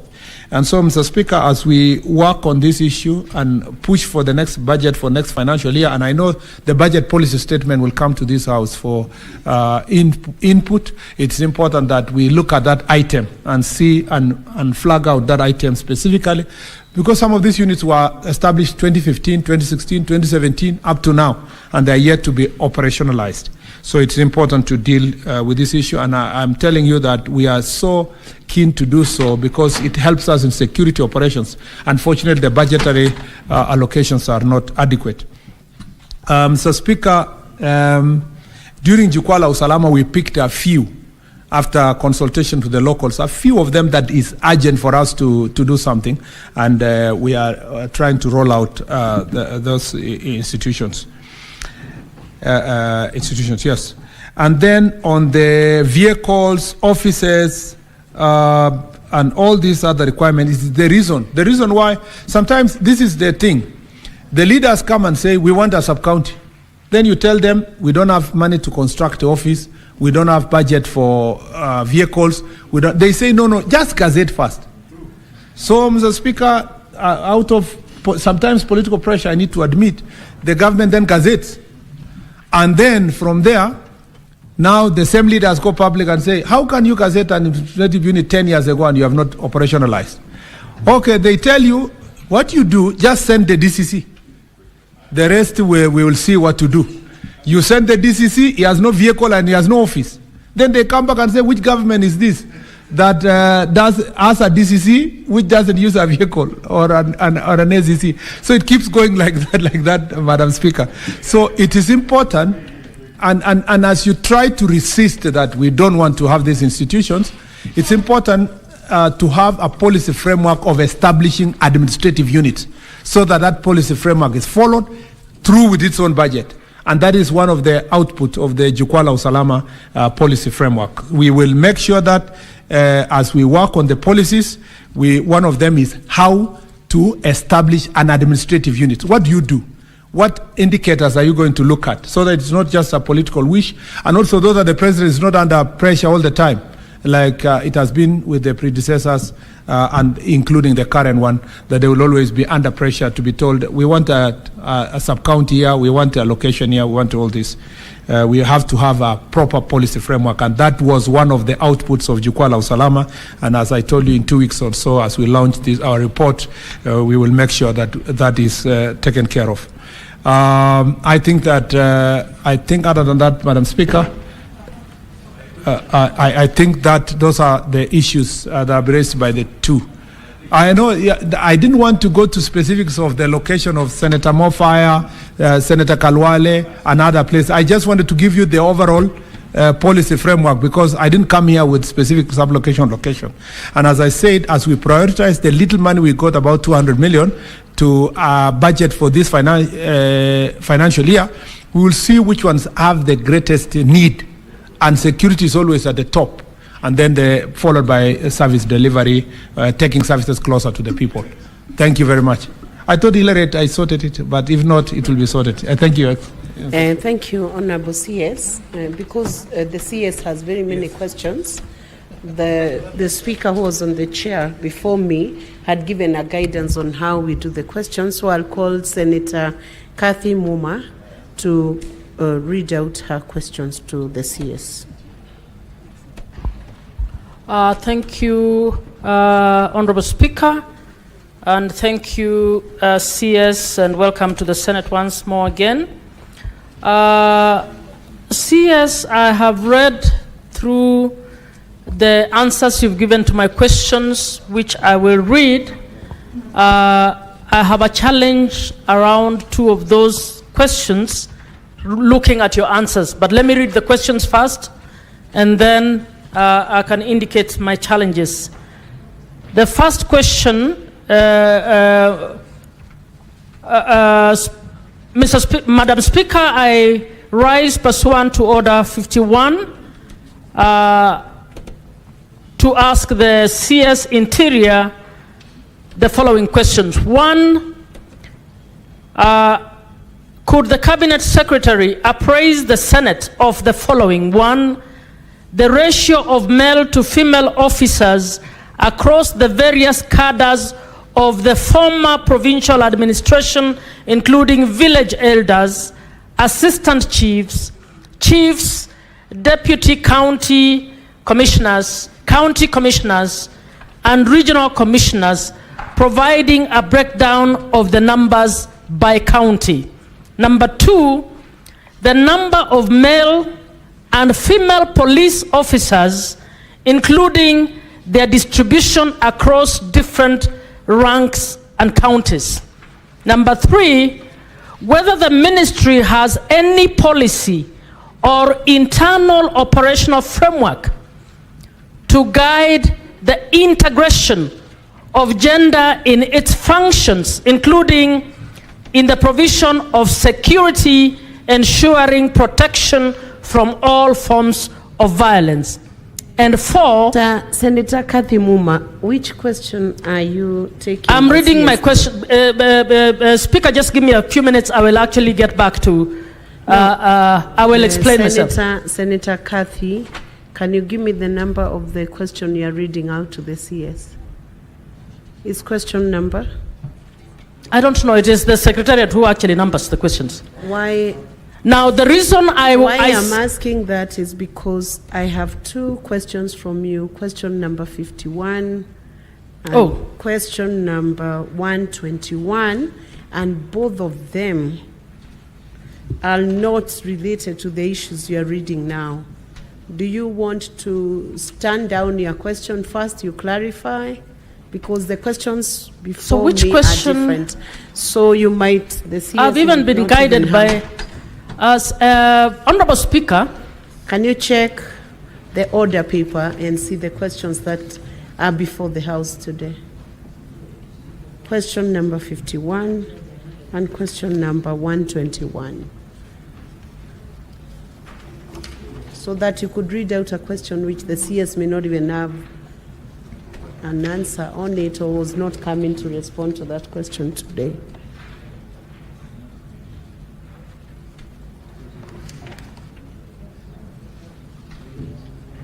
120? The framing of the question is very different on the order paper.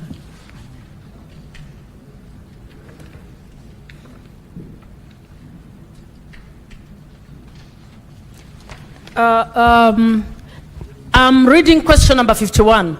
And Speaker, allow me to explain myself.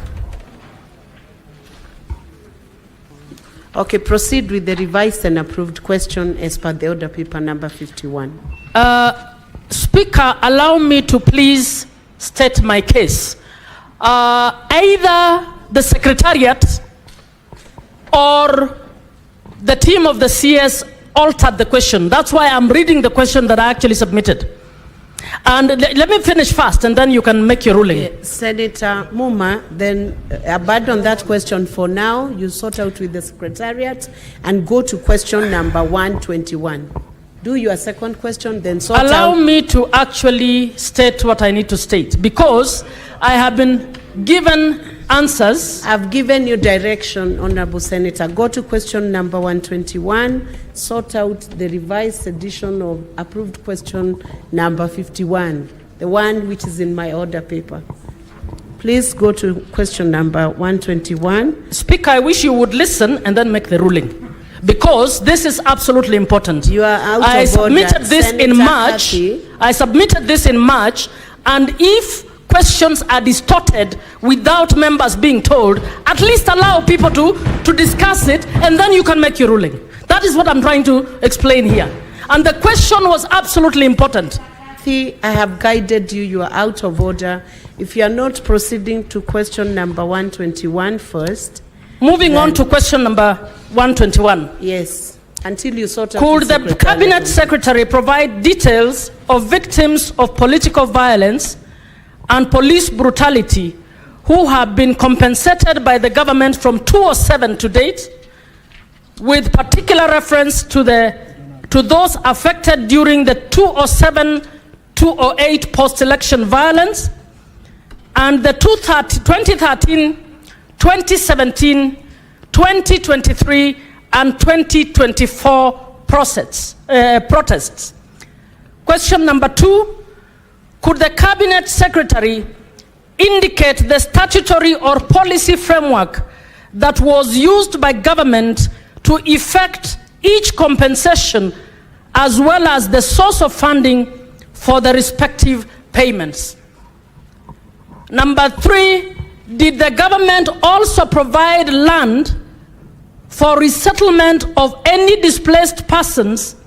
And if so, could the Cabinet Secretary provide per county a breakdown of beneficiaries along with the details of where they were resettled?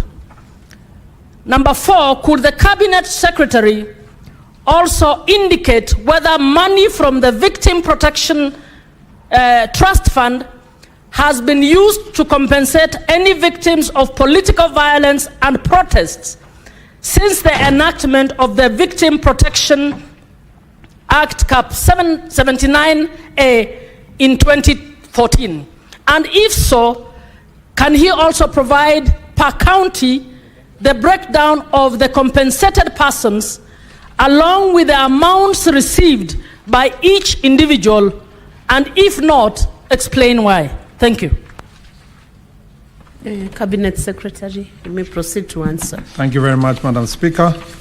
In the aftermath of the 2007-2008 post-election violence, the government expended enormous efforts and resources in order to ameliorate the unfortunate situation that IDPs faced. Throughout the country, 663,921 individuals comprising of 245,416 households were profiled, vetted, and verified as IDPs. About 350,000 of these sought refuge in 118 camps, and 313,912 were integrated among various communities in the country. The IDPs were faced with different challenges, and therefore, they say 245,416 households were grouped into several categories as follows. IDPs who voluntarily agreed to return to their farms, homes through the Rudi Nyumbani operations. These were 70,000 households comprising of 350,000 individuals. They were paid 10,000 each, and a few were paid 25,000 for reconstruction of their burnt houses. B, the IDPs who were settled in the land bought by the government and who received cash payment in the sum of 400,000 shillings in lieu of land. The beneficiaries under this program were 8,754. The vetting of IDPs was done by vetting committees of the then district level and by the Kenya National Bureau of Statistics, who developed the forms to be used in the exercise. The then State Department of Devolution, Directorate of Special Programs, kept a list of the profiled, vetted, and verified IDPs. The government made the decision to compensate IDPs who are registered on or before 31st December 2008 and who appeared in its database. The payments to the IDPs were made on ex gratia basis depending on the circumstance of each IDP. Honorable Speaker, the panel of experts on the compensation of victims is an 18-member committee that was appointed to oversee the compensation of victims of demonstrations and the public protests that occurred from 2017 onwards. The panel's main responsibility is to design and establish a framework for verifying, categorizing, and compensating eligible victims. However, the committee was suspended by Justice Kizito Magare pending further directions of the court. After lawyer Levi Munyeri petitioned the court alleging certain constitutional breaches. B, the Honorable Speaker, the government used the Prevention and Stroke Protection and Assistance to Internally Displaced Persons and Affected Community Act to effect the compensation of 2007-2008 post-election violence victims. C, Madam Speaker, as earlier stated, the government made a decision to compensate IDPs who were registered on or before 31st December 2008 and who appeared in its database. Some of the IDPs who voluntarily agreed to return to their farms, homes through the Rudi Nyumbani operation were either paid 10,000 or 25,000 for construction. Other IDPs were settled in land bought by government, while others received 400,000 in lieu of land. Whether money from the Victims Protection Fund, Honorable Speaker, the Victims Protection Act, Cap 79A, was assented to on 14th of September 2014 and operationalized on 3rd of October 2014 to give effect to Article 59 of the Constitution and to promote the protection of victims of crimes and abuse of power. The Act is domiciled in the Attorney General's office. While answering this question, let me just say in summary, while answering this question, I struggled with one thing, Madam Speaker, is the specific, whether there is a specific allegations of unresolved cases of IDPs. And I'm saying this because this thing is it can be very emotive and eternal, recurring forever if it is not closed. And I was in this chamber, and I was a senator here when the compensation happened. Part of the compensation happened with the first term of President Uhuru Kenyatta's, and it was so elaborate. I was physically present in most of those meetings because it was combined together with the forest evictees. So we went to places like Mau, Nandi, Elgeyo Marakwet for forest evictees, and then the other parts of Eldoret, Nakuru, and other places for the IDPs. To reopen this subject without specific complaints can create a continuous mutating conversation. This issue was being handled at a different department in a different ministry, and that department is still in a different ministry, and it was settled with finality because the special programs were dealing with it at that point in time. It was in the Ministry of Devolution, now it's in the public service. So I just wanted to give that context so that we don't reopen internally conversation of IDPs. IDPs and landless people in Kenya is a big issue. You settle today some people, you find in the same area and other people that you need to settle and so forth. Thank you, Madam Speaker. Thank you, CS. Senator Catherine Muma, you can proceed on with question 051 if you have resolved with the Secretariat. I would like to ask my supplementary question on this question, please. On 121. Proceed. Honorable CS, I have received your response, and your response does not provide the details that I asked. I wanted to know, you've given numbers broadly of those who are compensated. You've indicated how they were compensated, and which ministries participated in this. This question is important because at the moment, one of the issues that is still outstanding, and we cannot just leave it to the courts, is that we have victims of protests 2024, 2023 who need to be compensated. My late party leader brought this as one of the conditionalities around the things that need to be resolved, that victims of violence, of protest, need to be compensated. The reason I asked this CS is to find out whether there is a precedent in this country, because the team that you put in place has actually been stopped by the courts. So we need you to share with the country who was compensated in the previous violences. We need to know in which places, and I've asked for that. You have not given me the annex. I would want to see people I said by county. We need to know. We had post-violence victims from many counties.